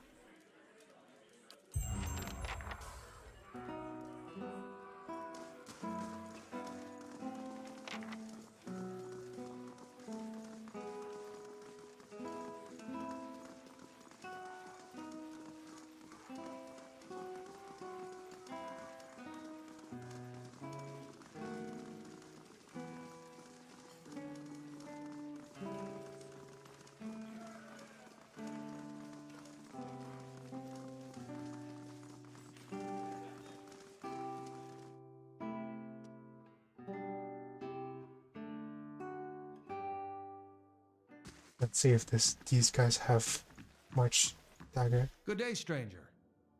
Back again, I see. Did you buy a March steel dagger from Igrin? He displays the blade on a flat palm. I did, and a fine piece it is. I don't know any more circulating in the city. I don't know of any more circulating in the city. Outside the steel in the Crucible Keep, of course. I was trying to get it for a kid named Gordy. He blinks and kicks his feet off the table. A kid? This isn't a toy, you know. Get him a wooden sword. The Orlan woman leans over and punches his arm. Come on, Waxo. It's our friend here. If our friend here is willing to pay, what's the harm? Plenty, actually. That kid will probably poke his eyes out. Besides, I plan to use this dagger. How much would it take for you to change your mind?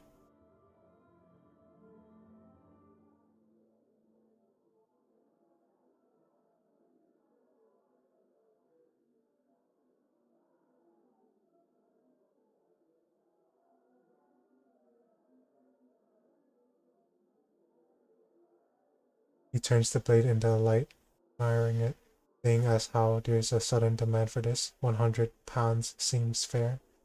Demand isn't as high as you think. Chances are good that dagger was stolen or looted off of one of the knights. In that case, I'm probably doing you a favor. He frowns. Can't be too careful around the authorities these days, especially as an Orlan. Fine, I'll sell it, but not for less than 50. I'm getting my money back at the very least. Deal. He hands you the dagger, held first. Pleasure doing business with you. Is there anything else? Is there something else you wanted?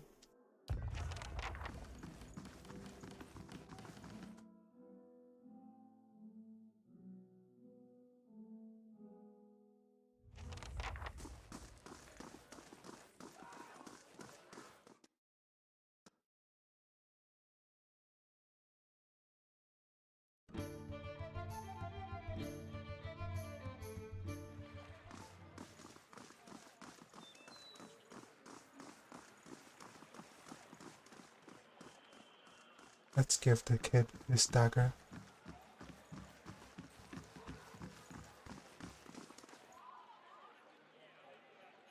Forty bounces on the pavement. Did you get it? Do you have the dagger? Can I see it? I have the dagger right here.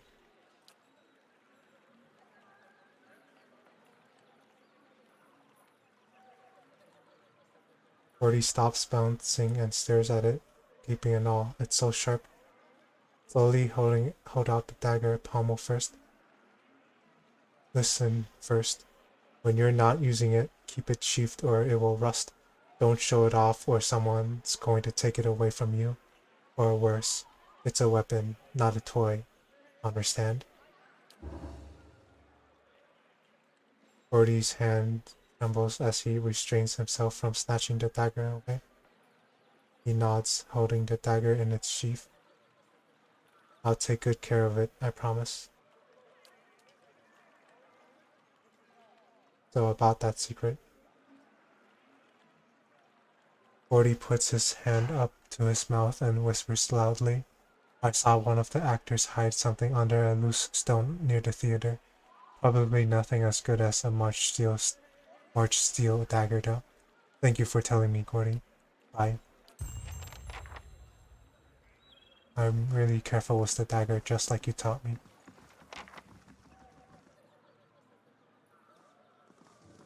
Taxes collected, all earnings were lost to bandits.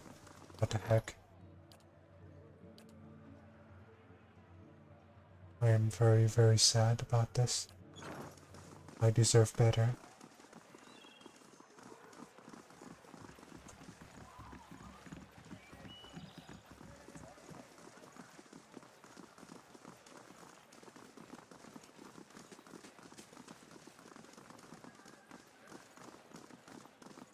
Now where's that stone? I don't see it.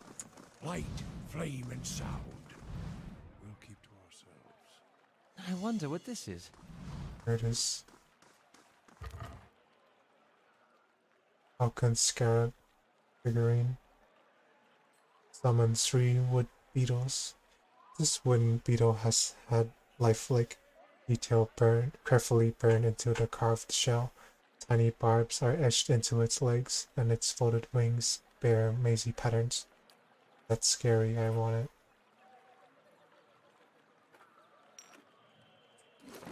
Oh shoot, what's it called again? I forgot.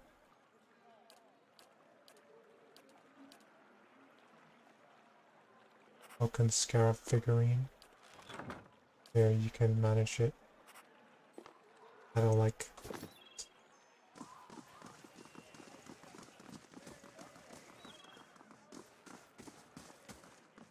Yes?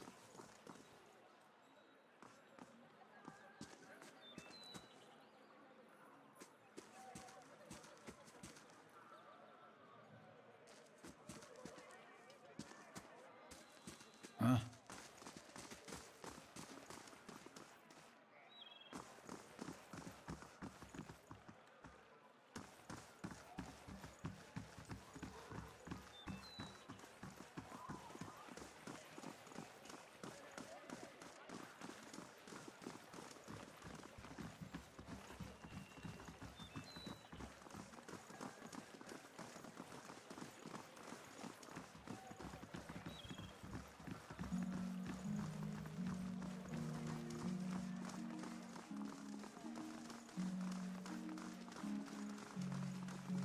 Oh, I want to see what happens to that drug dealer guy.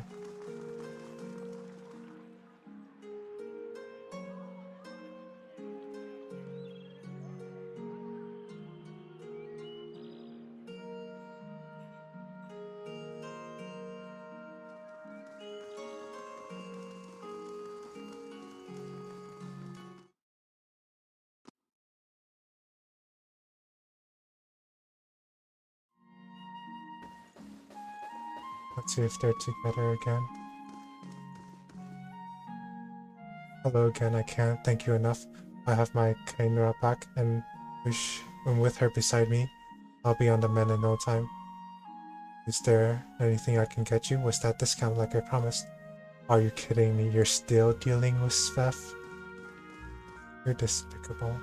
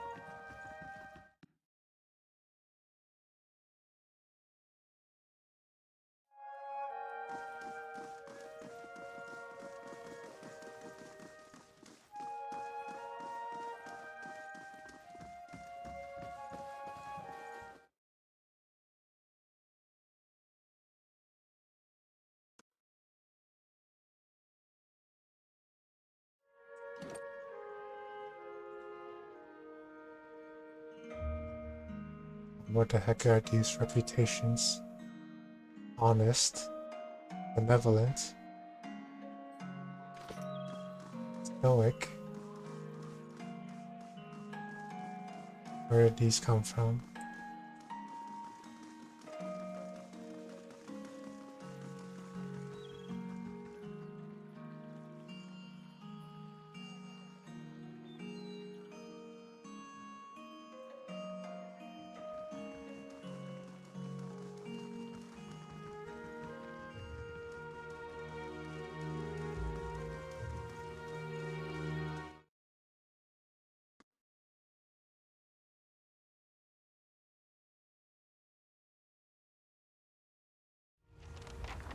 A voice from the past.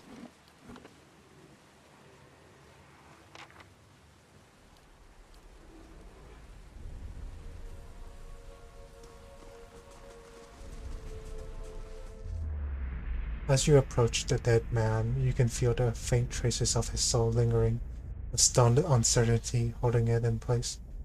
When you near, without warning, the soul hurries toward you,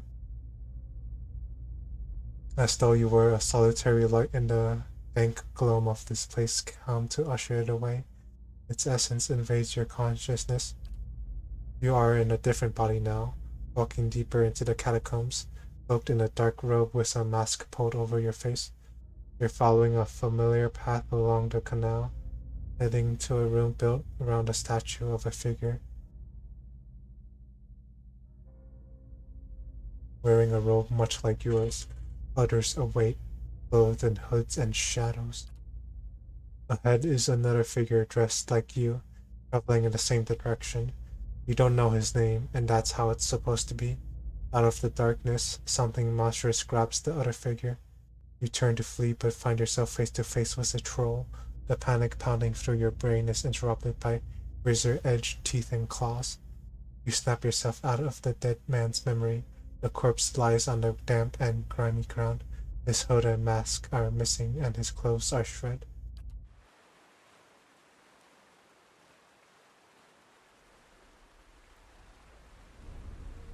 Sagani draws up next to you. You alright? Looked almost like you'd lost your footing for a moment.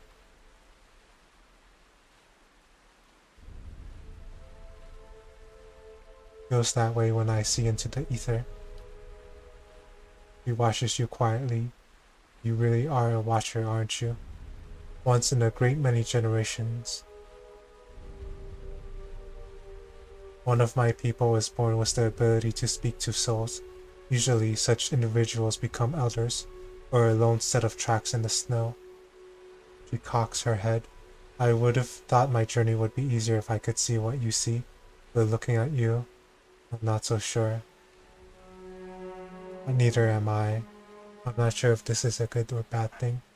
Believe it or not, I once would have rejoiced to know I'd be picked to travel far in search of something great, but even these gifts come with a great cost, don't they? Forgive me if I was a little skeptical of your abilities before. I can't say I've met a real watcher before. Oh, don't worry about him. He just likes doing that from time to time. Seems to cheer him up, so I just let him. Wait, what? No, it doesn't. Once you've seen it a few times, the shock wears off. Every time he goes a little strange in the face, I try and see if I can hear anything. Kama grins. It hasn't worked so far. See if you can get him to tell you what the spirits said. I'm here. Sagani draws up beside you, her fox following at her heels, and takes a seat next to you. Even if you are putting one over on me, it's nice to have a hunting party again.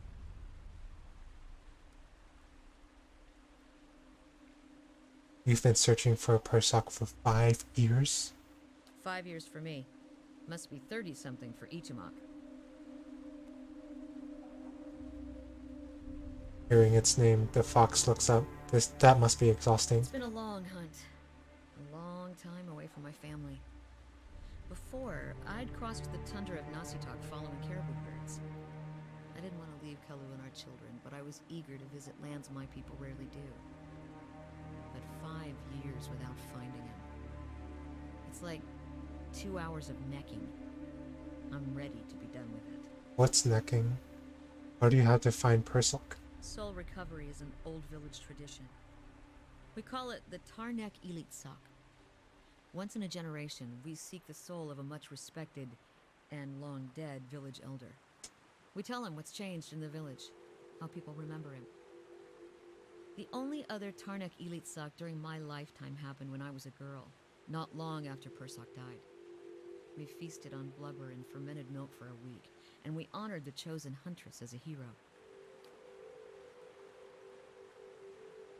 Then she left, and we returned to our duties.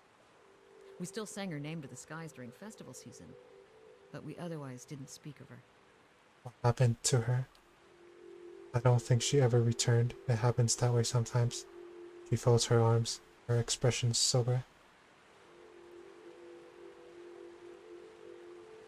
So, if people barely talk about the previous hunter, then I doubt the villagers remember Sagani. People often forget what is in front of them. I see. It's not being forgotten by my village that troubles me, but sometimes I wonder how my husband and children remember me, if they think of me often. Returning to them is what matters. He nods, both practical and true. Still, there's no point in dwelling on it. More often I find myself wondering whether Persok will remember us.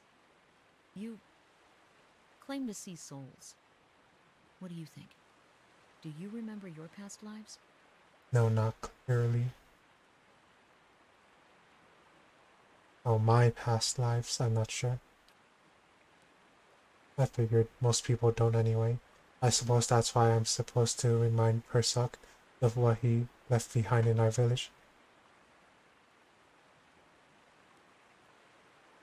Has your village changed much since then? Masuk is probably much the same as it was 100 years ago. We live between tundra and frozen forests, and the land takes as much as it gives. But our hardships bring us together. And the elders truly unite us. They keep the stories of past generations, and they guide us from season to season, through good years and lean.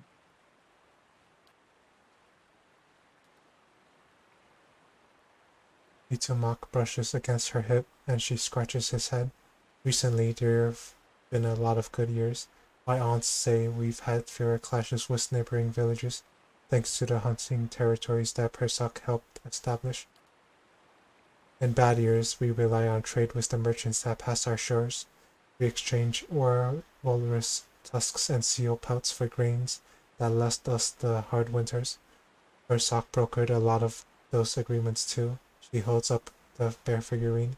He got this from one of the Omawa ships that used to trade with us. It sounds like Persok did a lot for your people. That's what I'm supposed to remind him. Sounds like you're on a hunt of your own though. You feeling the thrill of the chase? Or ready for this to be over?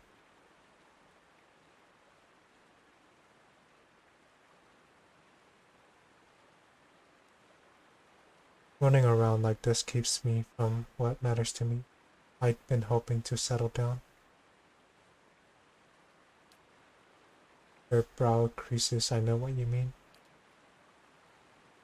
He rises and stretches, looking around. Wait, we've been sitting in the catacombs? Crazy. Might as well keep moving while we've got some daylight. I can't tell if there's daylight down here. Not someone. Let's move on.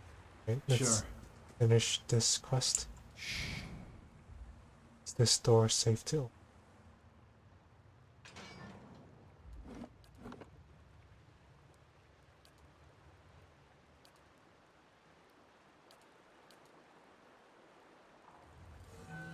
Oh no. Ooze. Oh gosh. 5. Oh shoot, there's a lot of ooze. Run.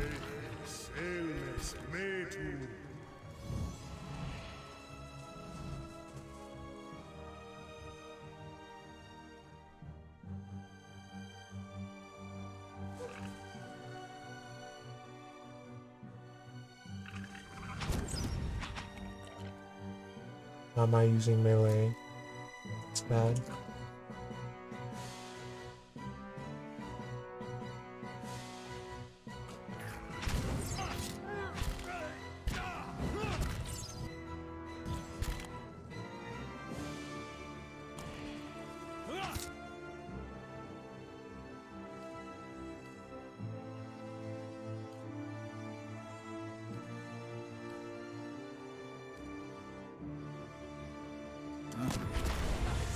Immune. Immune to what? What the- Yes?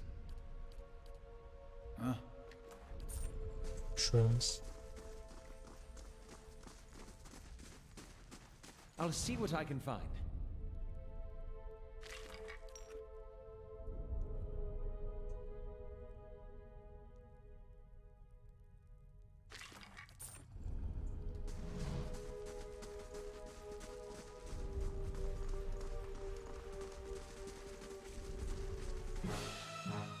Braved up One. Philat believed. Are people attacking Durance?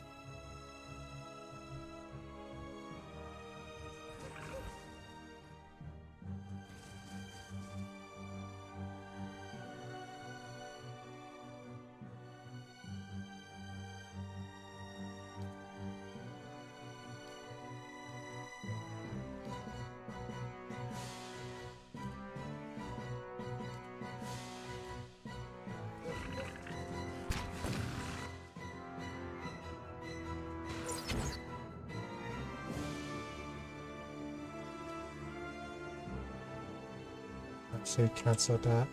Let's keep attacking. Turn off that. Hack everything. Load them up. Boom. Where did you come from?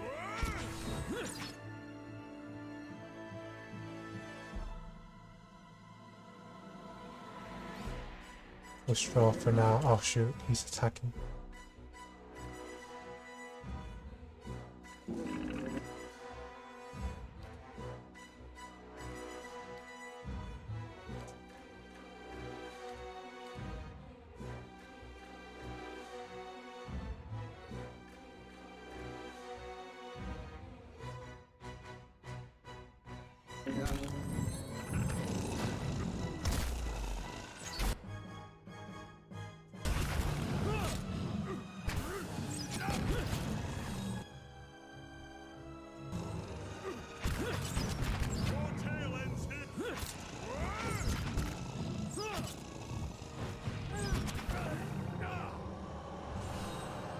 Following your lead.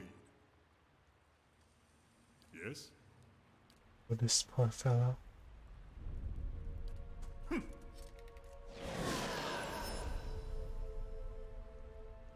Wow, that didn't do much. I'm disappointed.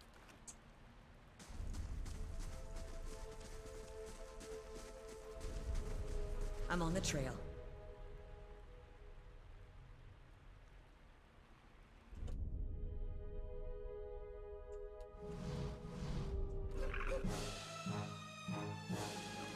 Let's go. Braved out Philat believed.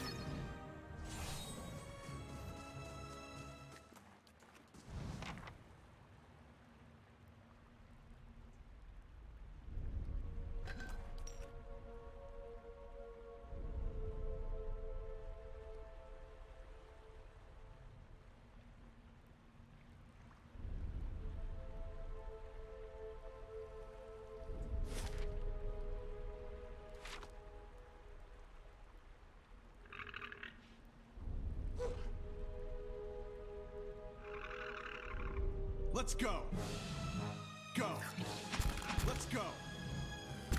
Dead on! Braved out Philat believed.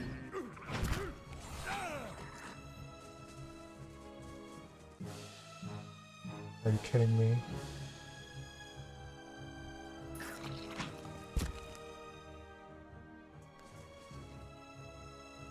withdraw for now.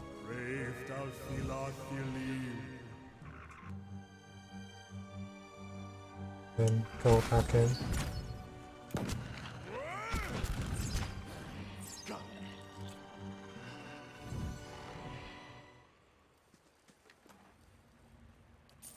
How do you pierce through ooze? I don't really understand. Right, I forgot about this guy.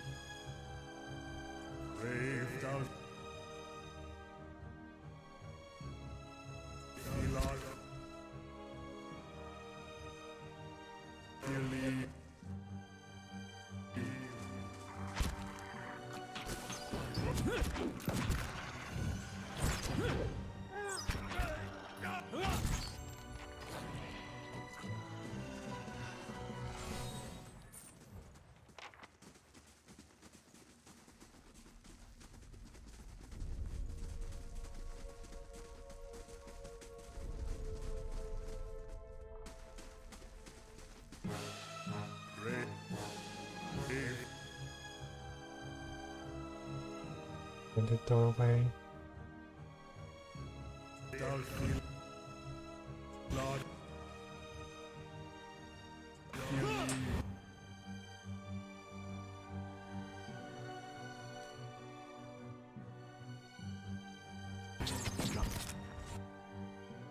out of the way.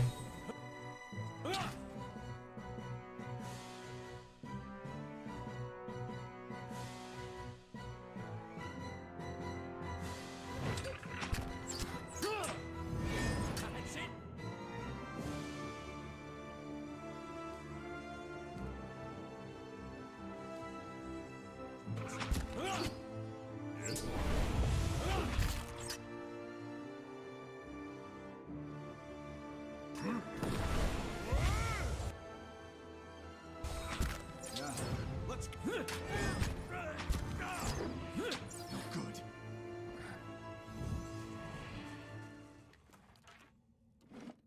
Save as I can.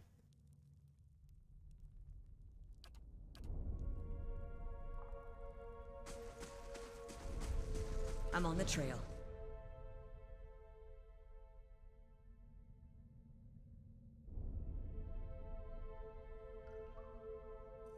Two of them.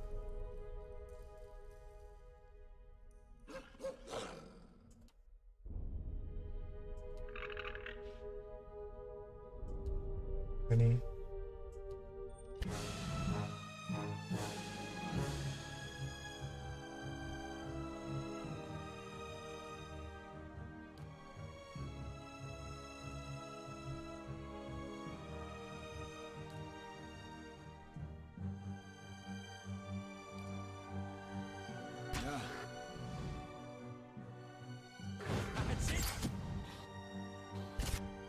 Oh my gosh, what the heck is that? What? Pretty crazy stuff.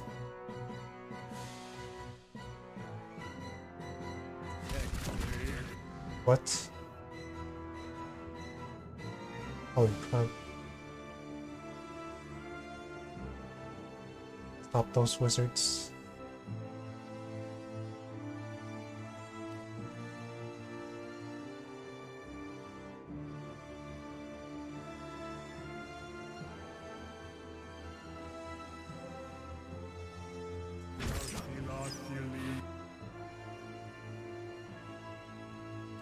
Who's not attacking?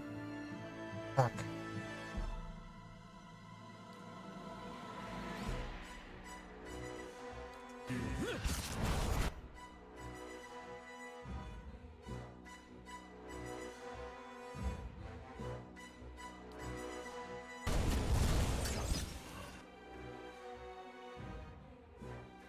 Deal with that skeletal wizard too.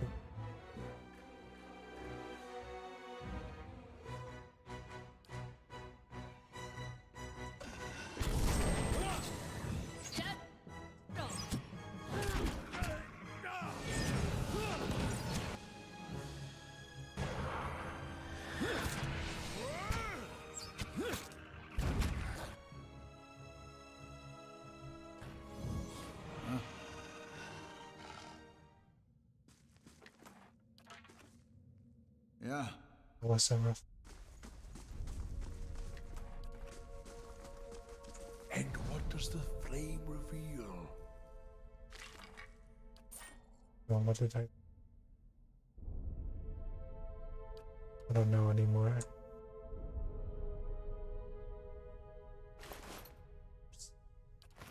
Yeah. I wonder what this Oh is. gosh, that scared me.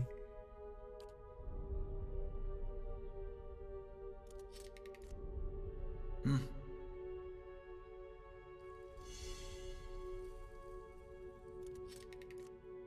Huh? Why are there so many darn traps? The work of a moment. Huh?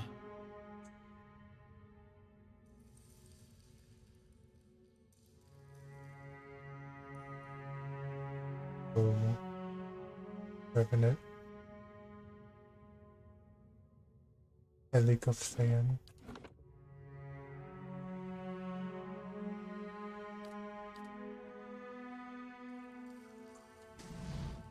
A lone figure in tattered robes shuffle across the chamber, muttering under its breath. As you approach, the figure halts and swivels its head towards you.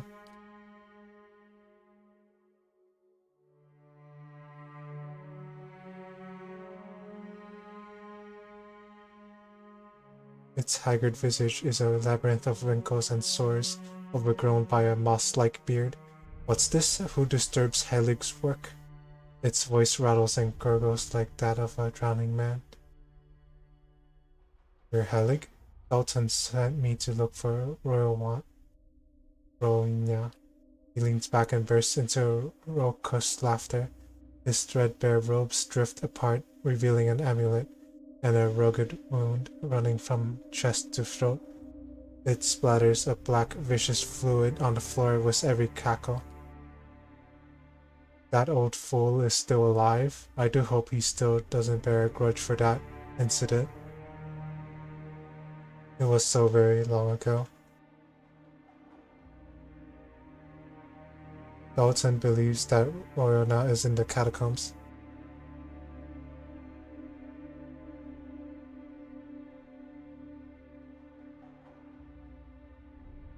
He seems to restrain another bout of chuckling. Oh, you could say that.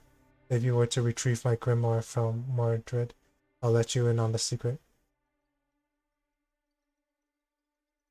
What if I just beat the secret out of you? He smirks. You could try, but then you'll just end up dead. No bargain, I'll find Rowena without you.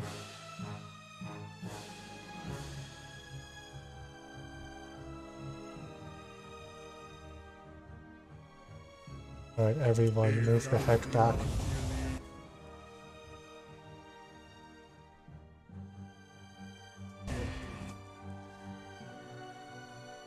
That's a lot of damage.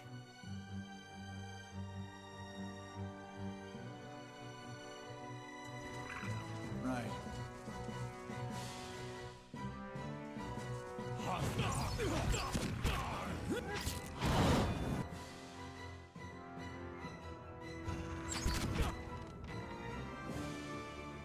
Was he dead already? Sure.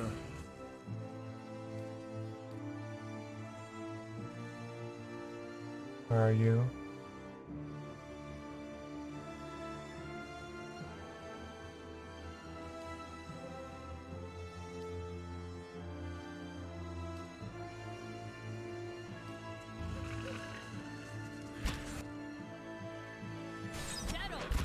Got him.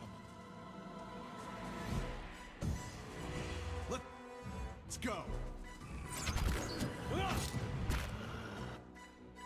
Knock this poor corpse down. Bye.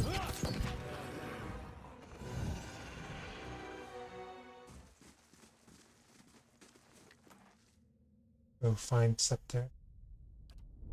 Not that. A soul prowls within the bloodstone like a caged stalker. It's filled with a fierce, restless energy. Who are you? You see an image in your mind of a woman in heavy leather armor bearing twin daggers. Next to her is a man, young and handsome, who calls her Ronya. The vision shifts to a windswept plain next to a lake. 50 men and women in matching letters lay dead, their bodies contorted and deformed by some sinister sorcery. Ronya falls among them, the body collapsing next to the young man you saw earlier. He's too weak to speak, but the man Dalton appears in your mind. The lone figure strides across the battlefield, barely bothering to step over the corpses. His eyes are filled with an unnatural light and fixed on Ronya. He reaches out to her, and what little life remained in her body departs. When he takes the amulet from around her neck, you feel her anguished soul trapped within it. With a final contemptuous glance at the fallen Dalton, the man departs. Dalton sent me to find you. The soul pulses with warmth. It fills your mind with memories of a young man who's both bold and generous, but fury and despair gnaws those images away until all you can feel are cold crimson walls pressing against you, and something loathsome feeding off of you as the years fade into decades. What do you want? You see an image of the amulet shattering and the soul inside rising and dissipating among the stars. Farewell. Oh, yikes. Yeah.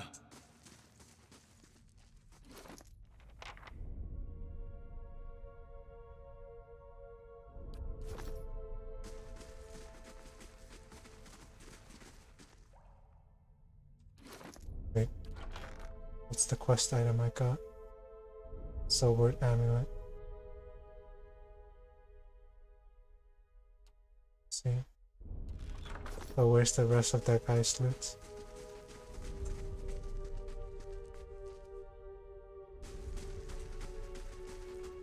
Nice and slow.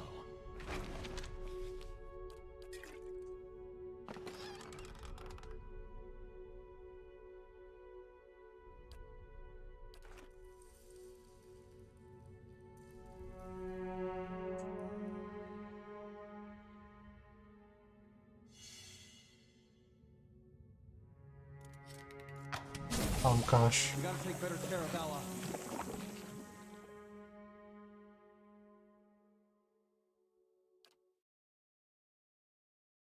Don't tell me I have to redo that fight all over again.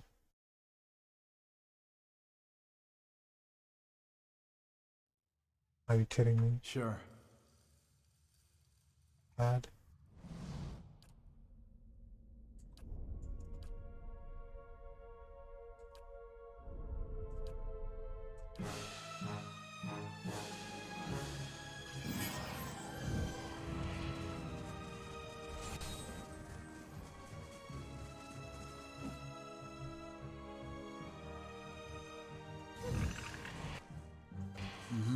Let's go.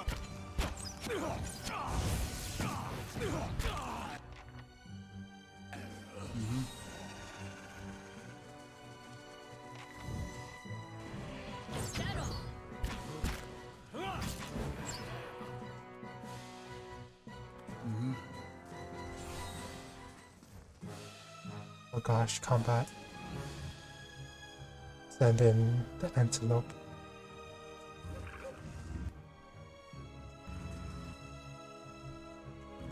Brave thou feel.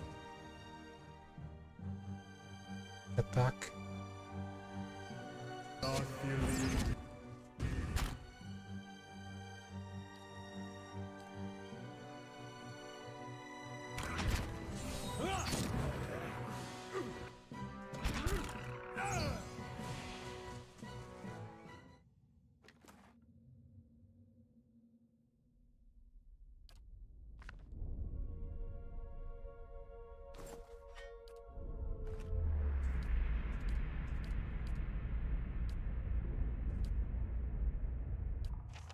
Huh?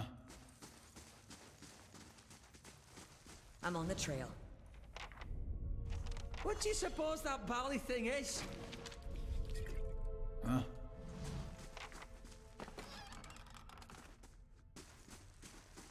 Light, flame, and sound. We'll keep to ourselves.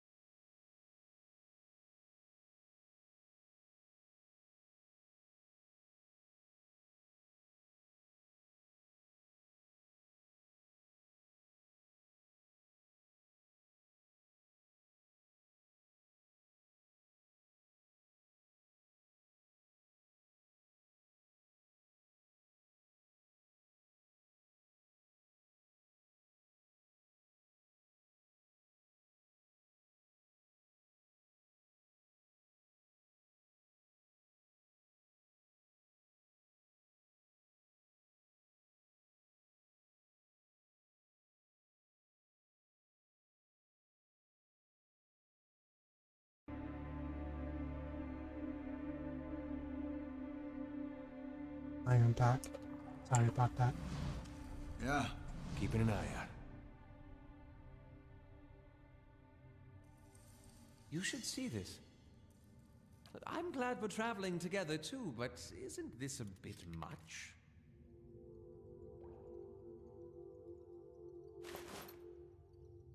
It's a gun. It's a pistol.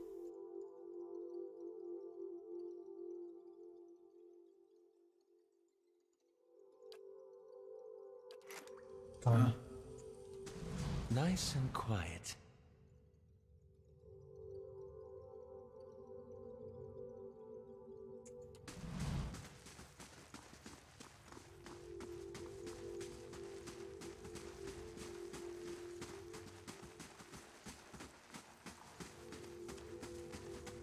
Keeping quiet.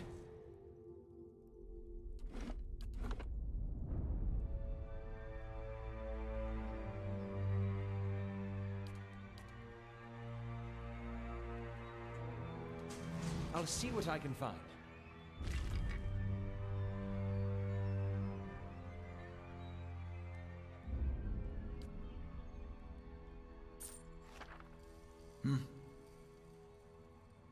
Oh gosh, there's a lower level to this. For second boss. Margaret's fire casts light.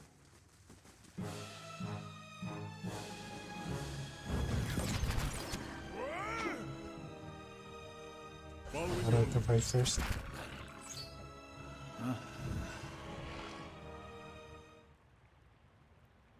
That. What's Sure. who's doing with money? I'll take a look.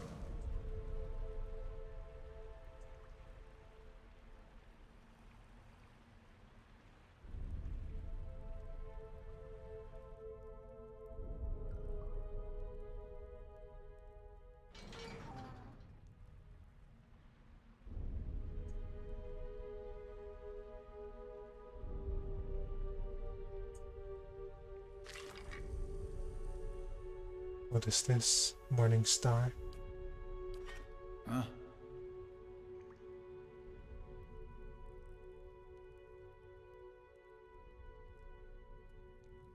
Yes?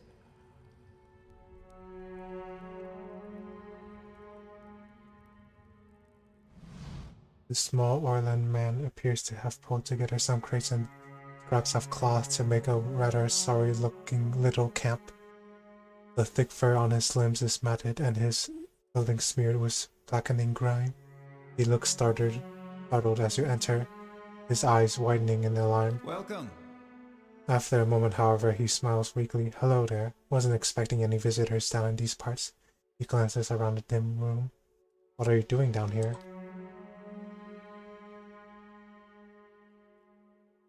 Around grimaces. I've been a little down on my luck lately. Didn't have anywhere to go stay, but so I thought I'd come down here. Nobody pokes around in the catacombs much, not until you anyway. There are less dangerous places to live as meager a life. You're hiding from something or someone. Bjorn just looks around the dingy chamber and nods slowly, expression pain. Yeah, I guess that's plain enough to see. Aaron sighs heavily. Very well, it's true. I've been hiding from the knights down here, but it isn't what you think. He ducks his head. It was an accident. It's been hard for me here in Defiance Bay. I suppose I thought if I got involved in city business, if I made the right friends, it would get easier in time, and it did, really. I made a name for myself, a place. People actually listen to me when I talk. Well, they used to. People can get very passionate about these things. We were discussing, I think it was shipping agreements, of all the things to fight over. But this one night, this man, he got very angry. I think maybe he'd had a little too much at the inn. Aaron pauses, and I guess he didn't like an Orlin talking back at him. I struck him, he came towards me, and I hit him, and he went over like a tree. I guess he struck his head on the way down. Aaron lowers his gaze and shrugs helplessly. Turns out he was a knight.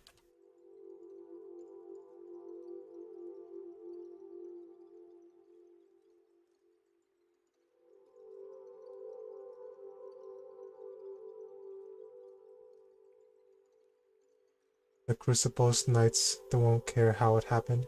They just want me gone. They won't let me live long enough to see the rope. Please. He looks at you with a pleading expression. I just want to get out of the city.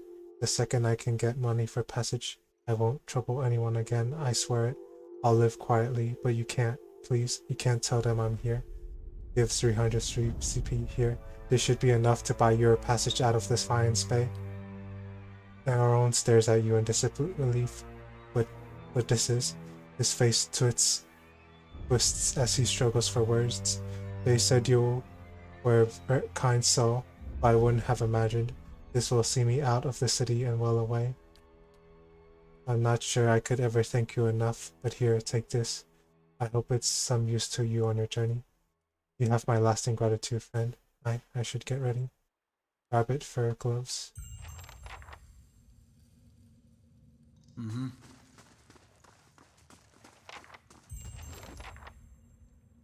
Quest completed, unwanted.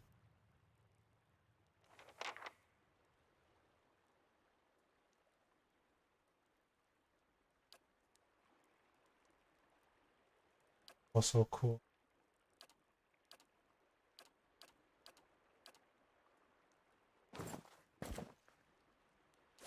Crypto's gun. That's... Oh, darn it.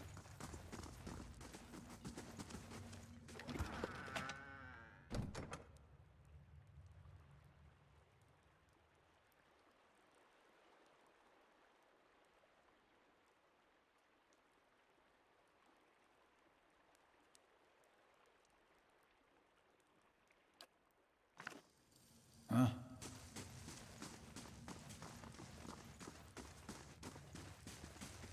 I'm on the trail.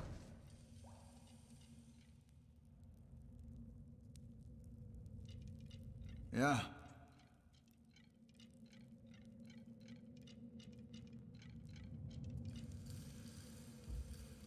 I'll see what I can do. The work of a moment. What the heck is that? Run.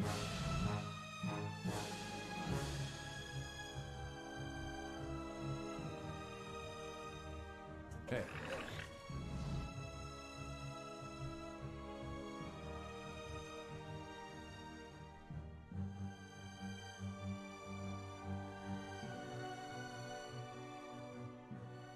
Hi.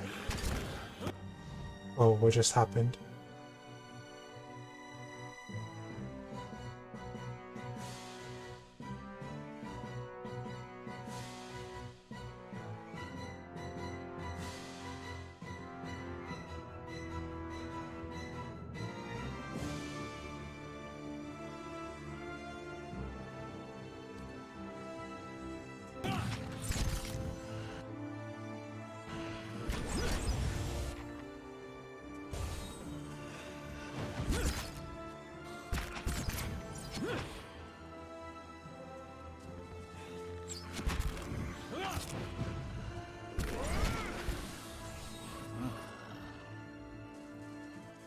What the heck is that dank spore?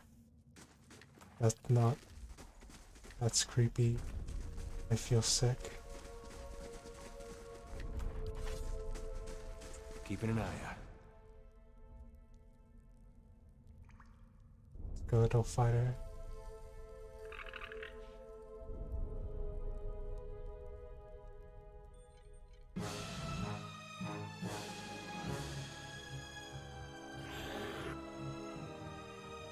Pile on.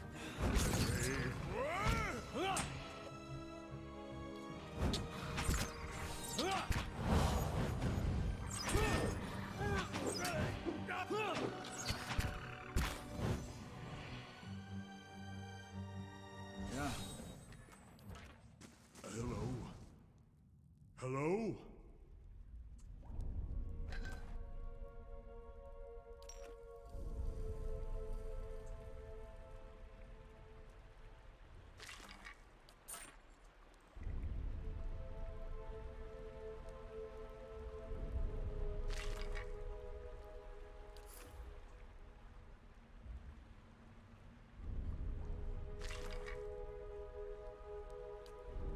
Heck is that? It's up there. What is this? Guardian stance. Yeah. Hey, Yeah.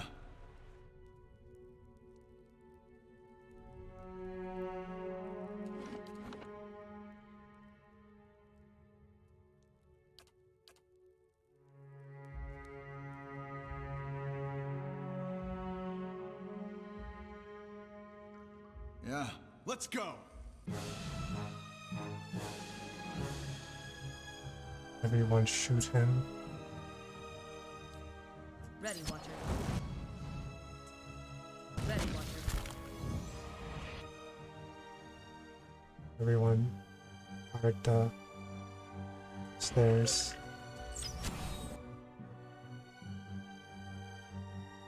What? Following your lead. Get on!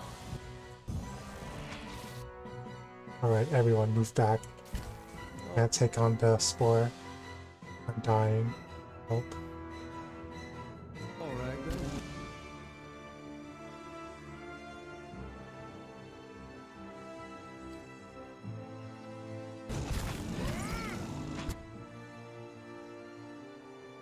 Gosh, this is a very bad fight.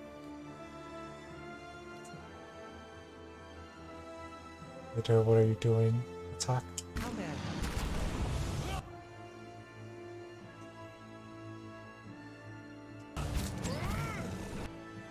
Oh no, you don't.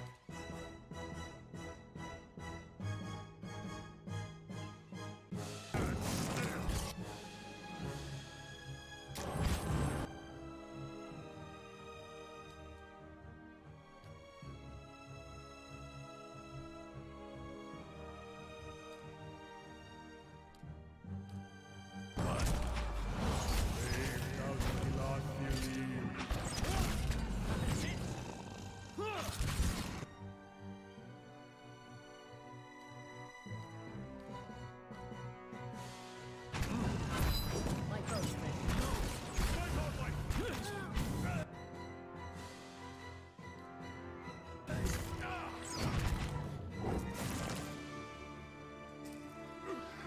things. Brave thou Philon. You leave.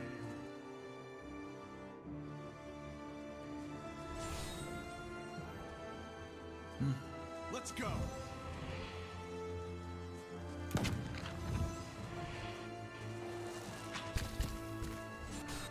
What's with all these dank spores?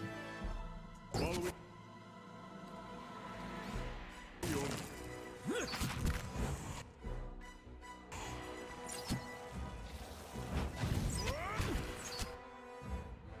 Following your lead. Proact.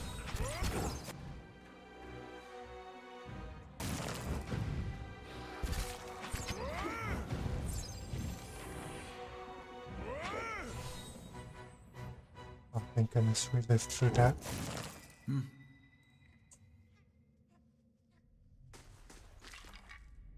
Skeleton. I'm on the trail. Huh?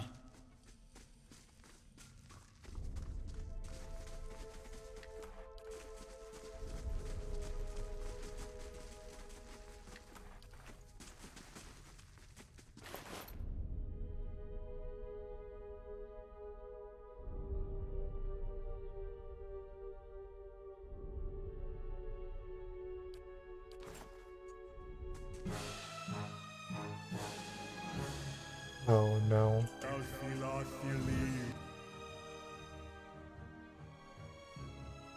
leave. Can't catch a break. Oh gosh, there's knocking down everyone.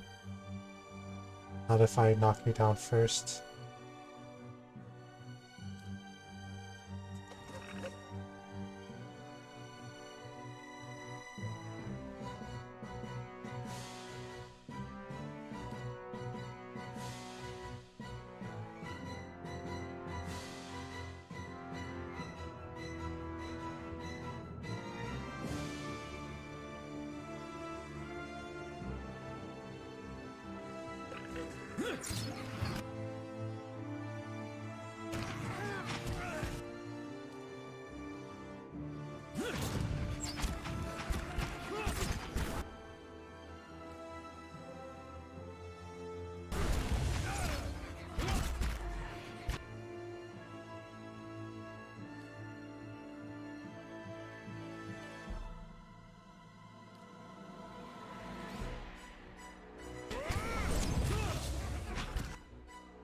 Yes.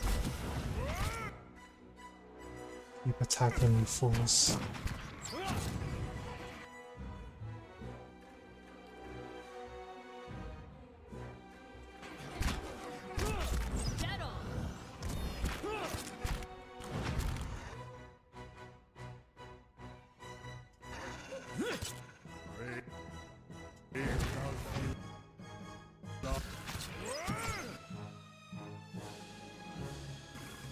Yeah.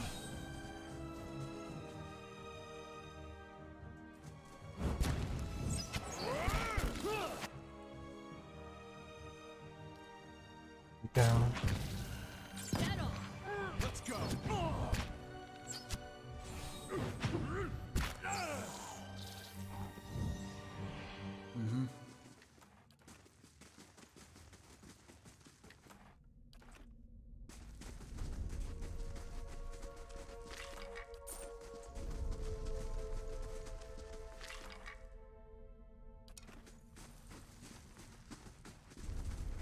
I'm on the trail.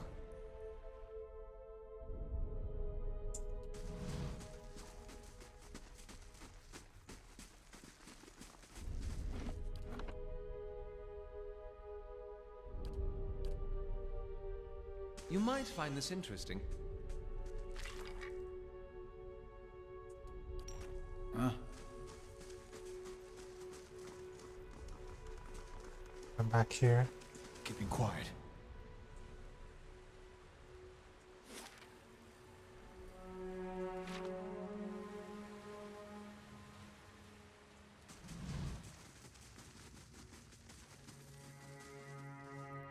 What's over here? Nice and quiet.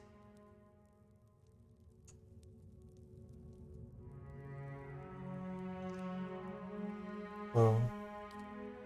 Idor. What are you guys doing over there? Huh? You should see this. What? Of course it is.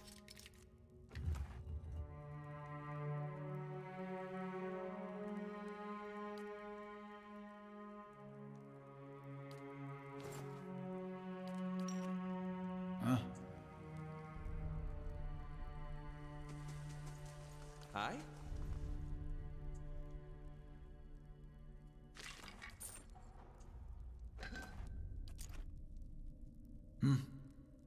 How may I help?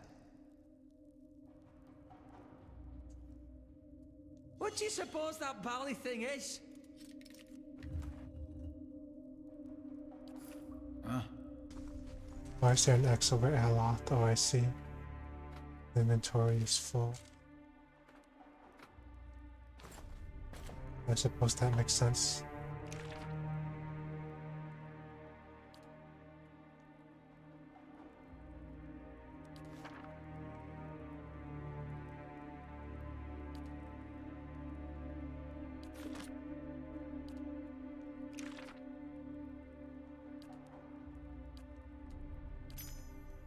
Cool. Huh? You're a wizard, Aloth. In case you haven't known that already.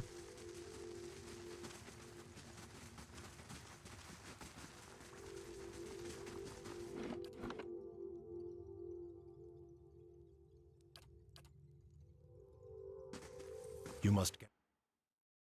I must gather my party before venturing forth. Never heard that one before. Oh, what the heck? Oh, in front of you looms the ghostly hollow image of the man who was present at your awakening. He casts a pale, sickly light in the thin corridor as he regards you. You are from Kraytoon, my boy. His words are an echo in your mind from a time long past, and you know your response before you speak it, as if it has always been.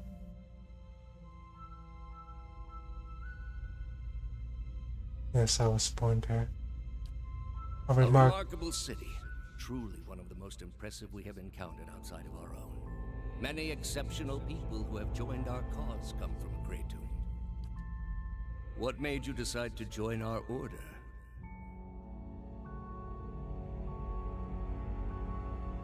I'm honestly not sure.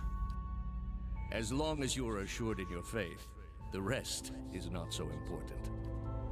Are you ready to take the oath? To spread the word of the gods to the lost and heathen?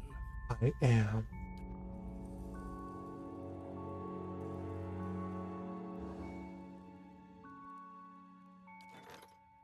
Oh, it's already that long. Let's buy a new upgrade.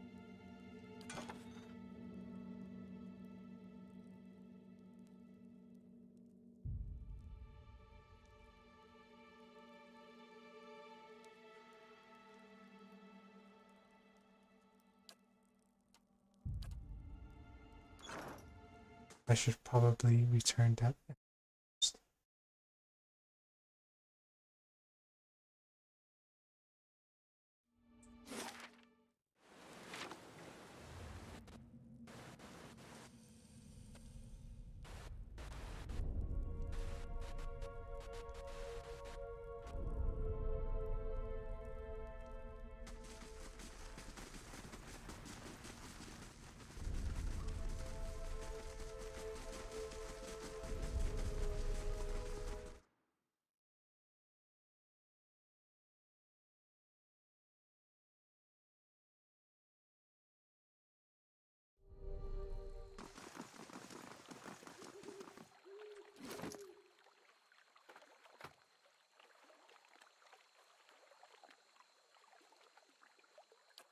What's the gift? And catacombs for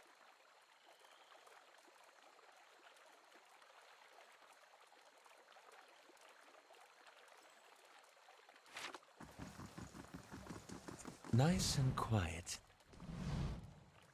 Hail, traveler. his tired eyes brighten. Did you find her? Show him the amulet. Yes, but not as you expected.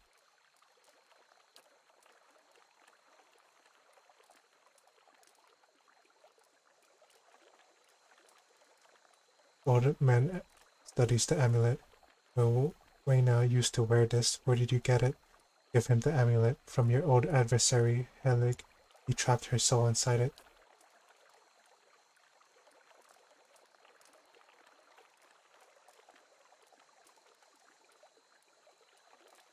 Dalton cradles the amulet in both hands, gazing into it with wonder and bewilderment. She's here, back with me at last. He holds it to his cheek, as if hoping to hear her voice or feel her caress. Perhaps her presence, even like this, will bring me peace. This isn't what you want to hear, but releasing her soul back into the cycle would be best for both of you.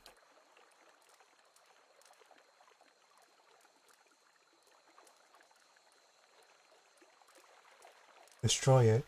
He clutches at the amulet, but to have her back after so long, I couldn't bear to lose her again. Having her near me again would be enough. Enough for you, but what about her? If you'd keep her trapped in this amulet for the sake of your own comfort, you're no better than the wizard who imprisoned her. Dalton's expression withers. You're right. Please, let me do it. He draws a club with a trembling hand and crushes the amulet. As the gem cracks, you feel essence rush from it. The old man looks at the shattered gemstone. Thank you for showing me reason. Perhaps she'll wait for me in the next life. He looks at his hands, shaking. By the flame, she won't have to wait long. Please take this. He hands you the club. It's from my old adventuring days. I think it's time I finally let them go. That's good to hear.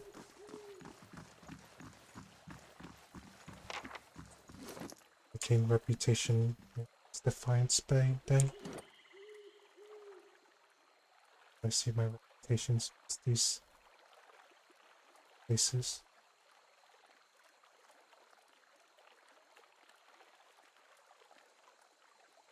Defiance Bay neutral. Hello. Here we go. Party reputation.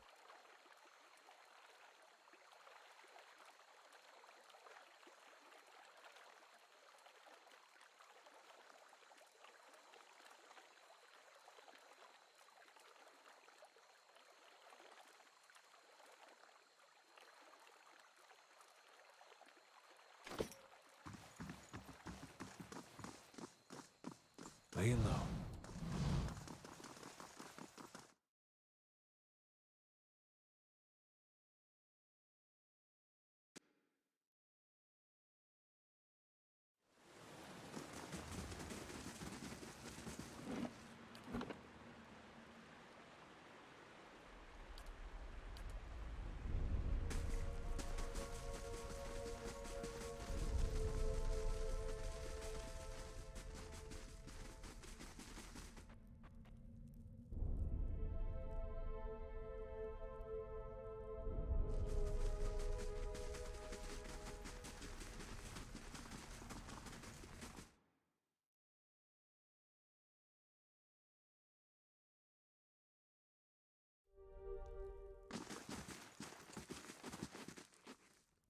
Oh, what the heck are you guys? Mercenary eyes you warily as you approach, weapon ready. What are you doing here? You don't look like one of that masked lot.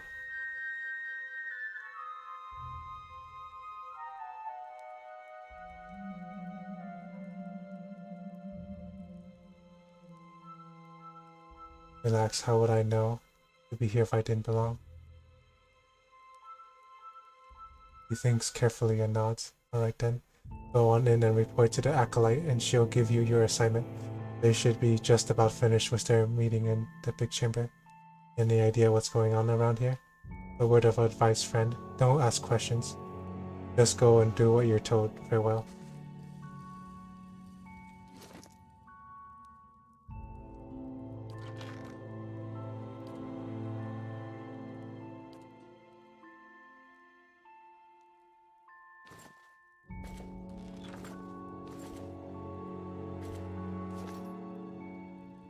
How do you do?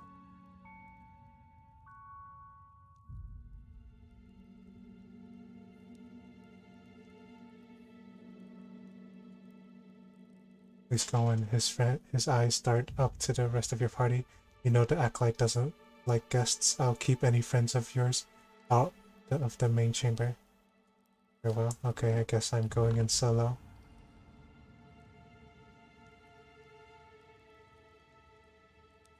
Going in solo. And by solo I mean with my animal companion. Huh?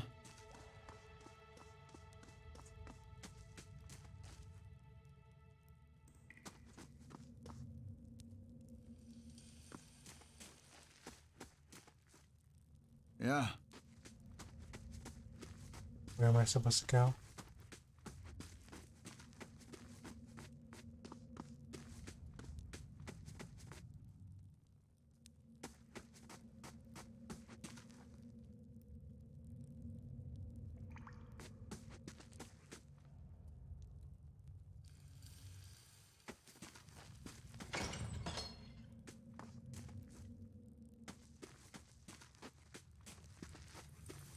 Nice and slow. Alof falters and brings a head to his forehead. He takes a staggering step forward, coughing and sputtering. Back, ye clod! Those hooded fiends are nigh to be trusted. Elf, pull yourself together. grimaces and catches his breath. It's nothing, I'm fine. He coughs again. This probably isn't the best place to linger anyhow. That scared me. Hey.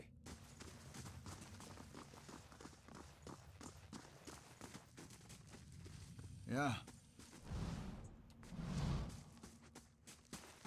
Keep Where an am I eye supposed to go?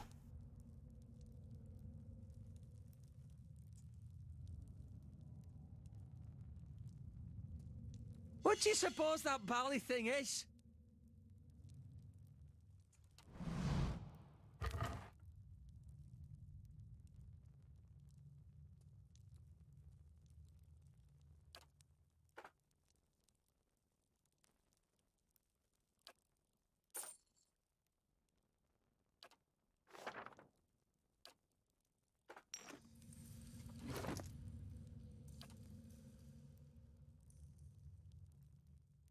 Yes, that's a rod. I bought a fine rod. Slash. Push. Slash crush. Here, slash. So many damage types, it's hard to keep. Huh?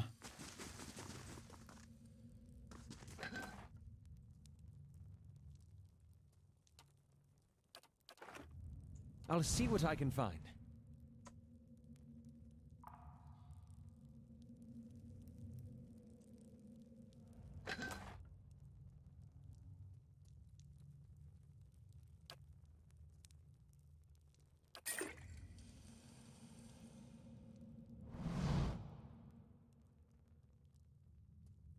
If you murmurs and chants on the other side of the door, a ritual of some sort is already underway.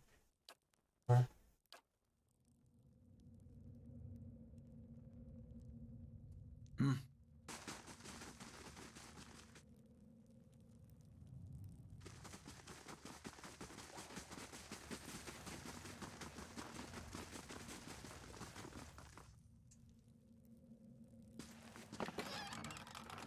I shall be discreet. let's be discreet in front of all these people. By the deeds of my tongue and... Oh, that's not it.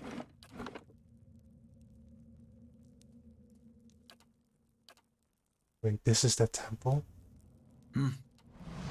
Hail and well night. Can you be in the meeting, attendant? Acolyte's waiting for you. Acolyte. He clasps his hands, his thumbs twitching. It's not time for the initiate's meeting, is it? He twiddles his fingertips. I'll be ready soon. Tell me about the meeting. This must be your first time. Acolyte communicates with each of us individually to hear of our progress on old tasks and to assign us new ones. He shivers with a mixture of pleasure and dread. It's a unique process. Use a cipher so she can speak to you without words. Fascinating until you realize she can probably read your thoughts just as easily. What do you know about these tasks? He laughs nervously. Only what I absolutely need to. We protect the secrets of the gods, so discretion is essential. He waves a hand between the two of you. We receive our instructions from the acolyte, just as she receives hers from someone else, and so on, right up to the Grand Master. Our role is to obey, knowing as little about the overall plan and each other as possible. That sounds like a disaster. Tell me about these secrets.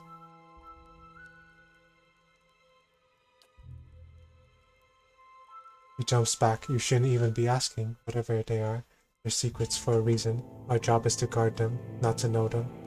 How can you be confident you're doing the right thing when you know so little? He snorts. That's easy. The leaden key has been around for ages by the blessing of the gods.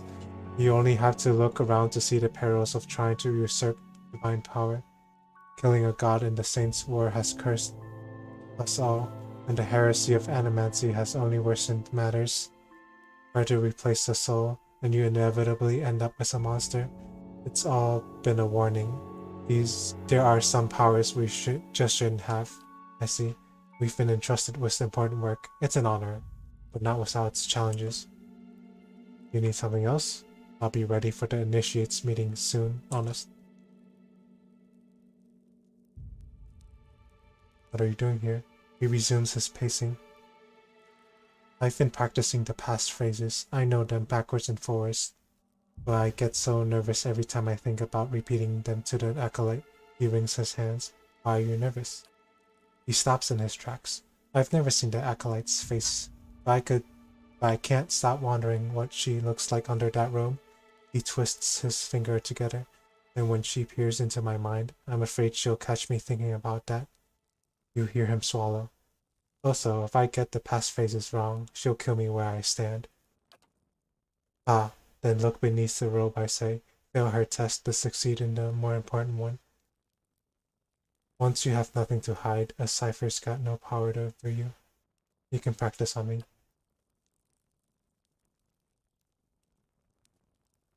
Oh shoot. Let me write this down. Okay, he ushers in a deep breath. Here goes. First question, state your name and purpose. Answer. My name belongs to gods and my to their service. Second question.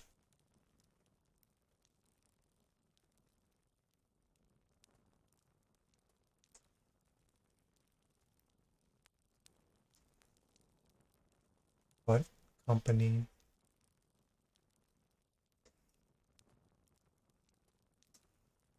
shoot,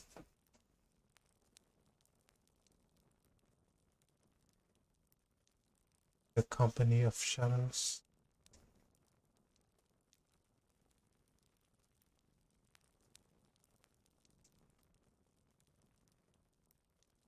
that are labors day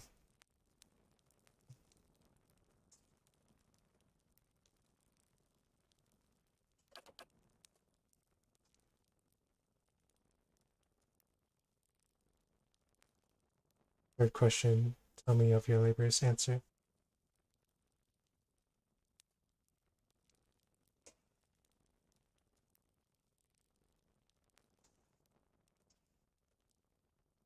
See that the craft of kiss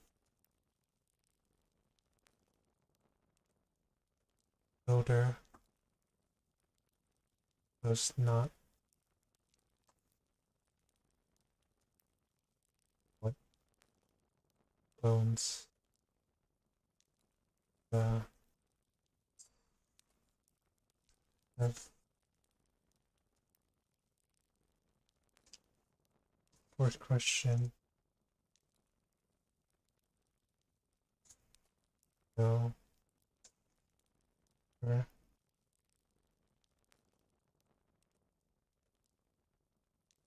how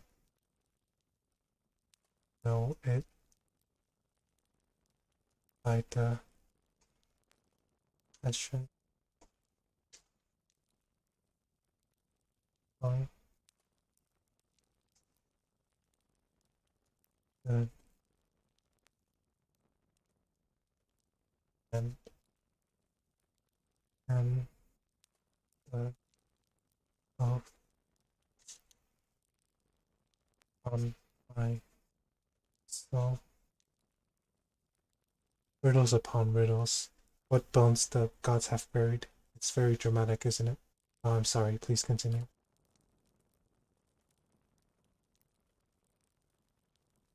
Fifth question.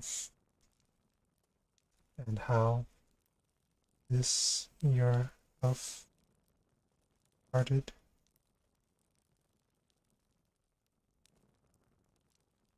It is sealed by the sudden. He sighs with a nervous chuckle. That wasn't so hard. Sounds like you got it. I do, I think. He bites his lip. I'm just going to practice a few more times by myself before my meeting. Goodbye. Right. Huh? Hey, Huh?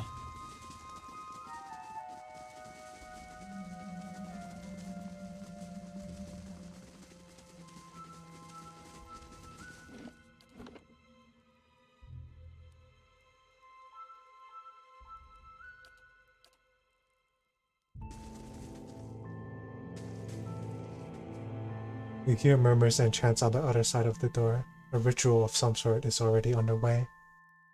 Continue into the chamber alone. You open the door and stride into the chamber. Several shrouded figures are lined up across from a hooded woman. The figure at the head of the line approaches her, and the woman places her outstretched hand on the stranger's forehead. They stand in silent communion as you look on. A few moments later, the stranger steps aside and resumes his place in the circle around the statue. The woman turns toward you. You are late, attendant. Even though her face is concealed, you sense her rage is in her dangerously low voice and in the sudden silence of the others in the chamber. I've been waiting on your reports. Quickly now, state your name and purpose. The woman beckons you closer with curling fingers. She rests her open hand on your forehead, and you feel the heat from her palm through the thick material of your wood. Her voice is so low and soft that you are not certain whether she's speaking aloud or in your head. And maybe later. My name belongs to the gods, and my hand to their service. What company do you seek? I seek the company of shadows that our labors may remain secret. Tell me of your labors. To see that the craft of kith and odor does not disturb what bones the gods have buried. How do we know your purpose? You shall know it by the confession of my tongue, the deeds of my hand, and the oath of my soul. And how is your oath guarded? It is sealed by the laden key. Welcome, attendant. Tell me of your exploits. Her voice reaches you as a whisper slithering first into one ear and then the other. In your mind, you see a building magnificent with trellises and tiles and located on a pristine boulevard. The wealthy and learned stroll in and out, trading knowledge and coin. Does he wait still? Yet it also houses misery and madness. Somewhere within its rotten core sits a man, his hair matted, but his eyes alert. He watches and waits, a prisoner by choice. The acolyte's question echoes in your mind. Does he wait still? Yes. Did they arrive? The acolyte's vision takes you out of Defiance Bay into a town in the wilderness, but with a watermill. The signpost on one of the paths reads Deerford. Several figures huddled together, shrouded in cloaks and hoods. An image of ruins suddenly looms in your mind. Two skeletal effigies flank a cleft in the mountainside. They arrive now. Your information shall be relayed. Now, for your next task. The ruins fade from your mind, and in their place is a palimpsest of a neighborhood. Run-down estates are cobbled around a cemetery and an ancient tower. Savage shapes prowl the streets, and in the tower a man hunches over a strange mechanism. You can't see him clearly, but there's something unnatural about him. Stop him. And above all, don't let him meet her. You see a woman, deathly pale with a scar over her heart. The acolyte shows you a door in the base of the tower, a seemingly impenetrable slab of stone and copper. But then she shows you the invisible split between the perfectly matched halves, and you understand how the copper veins convert a command into action. The command comes to your mind, a surprising familiarity about it. You know how to open the door. I shall. Her hand rests slightly on your head. Have you any questions, attendant?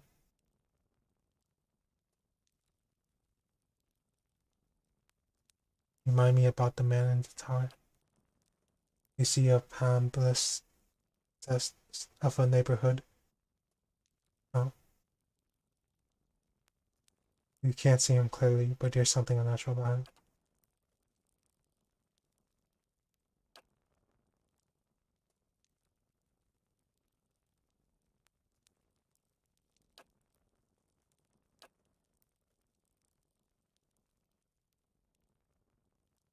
I'm too scared to ask who are you, so let's not. Yeah.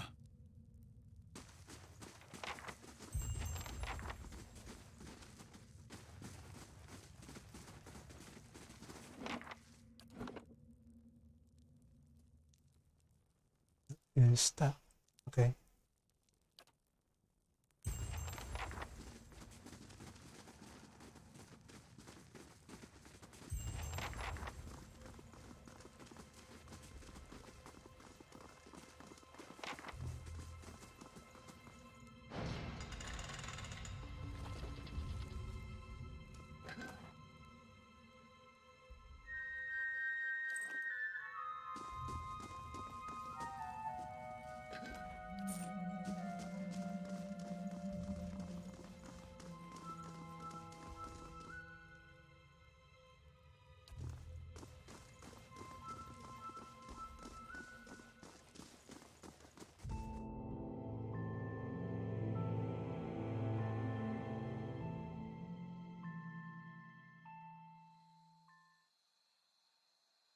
Where the heck am I?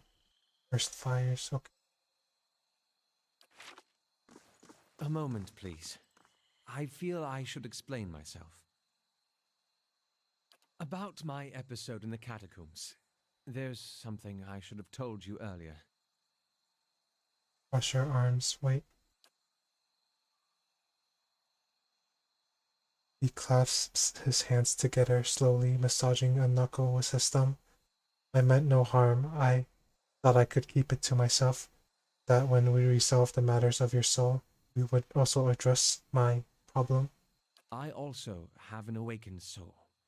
But unlike yours, mine is a presence that shares my senses and my skin, making herself manifest at the most unwelcome times.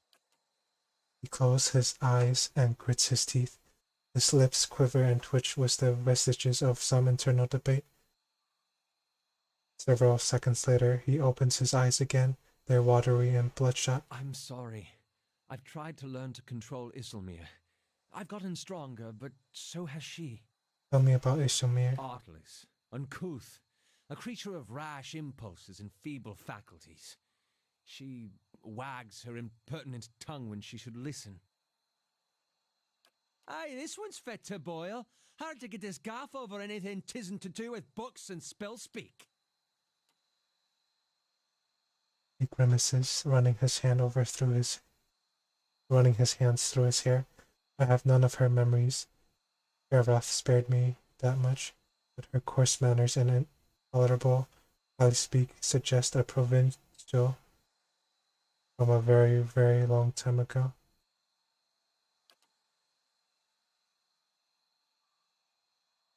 She tends to surface a hair's breadth from conflict when the fuse has burned down and teeth are on edge, and when she shows up, she doesn't stop to gauge the situation, she just acts.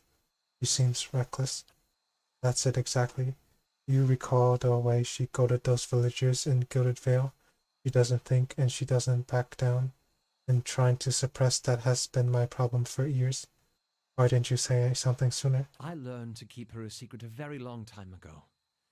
Those with awakened souls are shunned, mistrusted. And after your experience with Meerwald, I'm certain you can see why. You need to be careful. Is this going to be a problem? Merely an annoyance.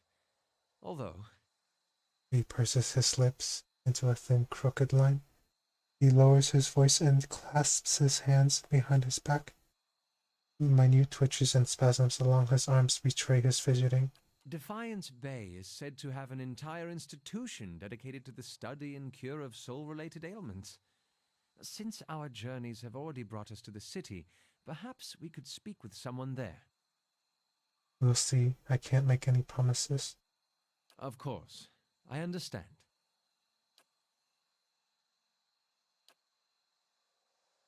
When did she awaken?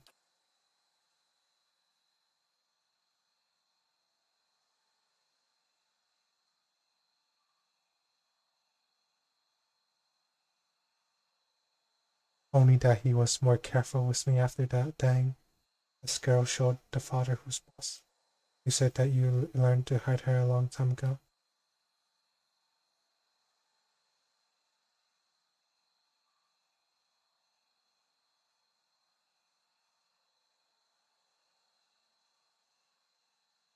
Did I talk directly to her?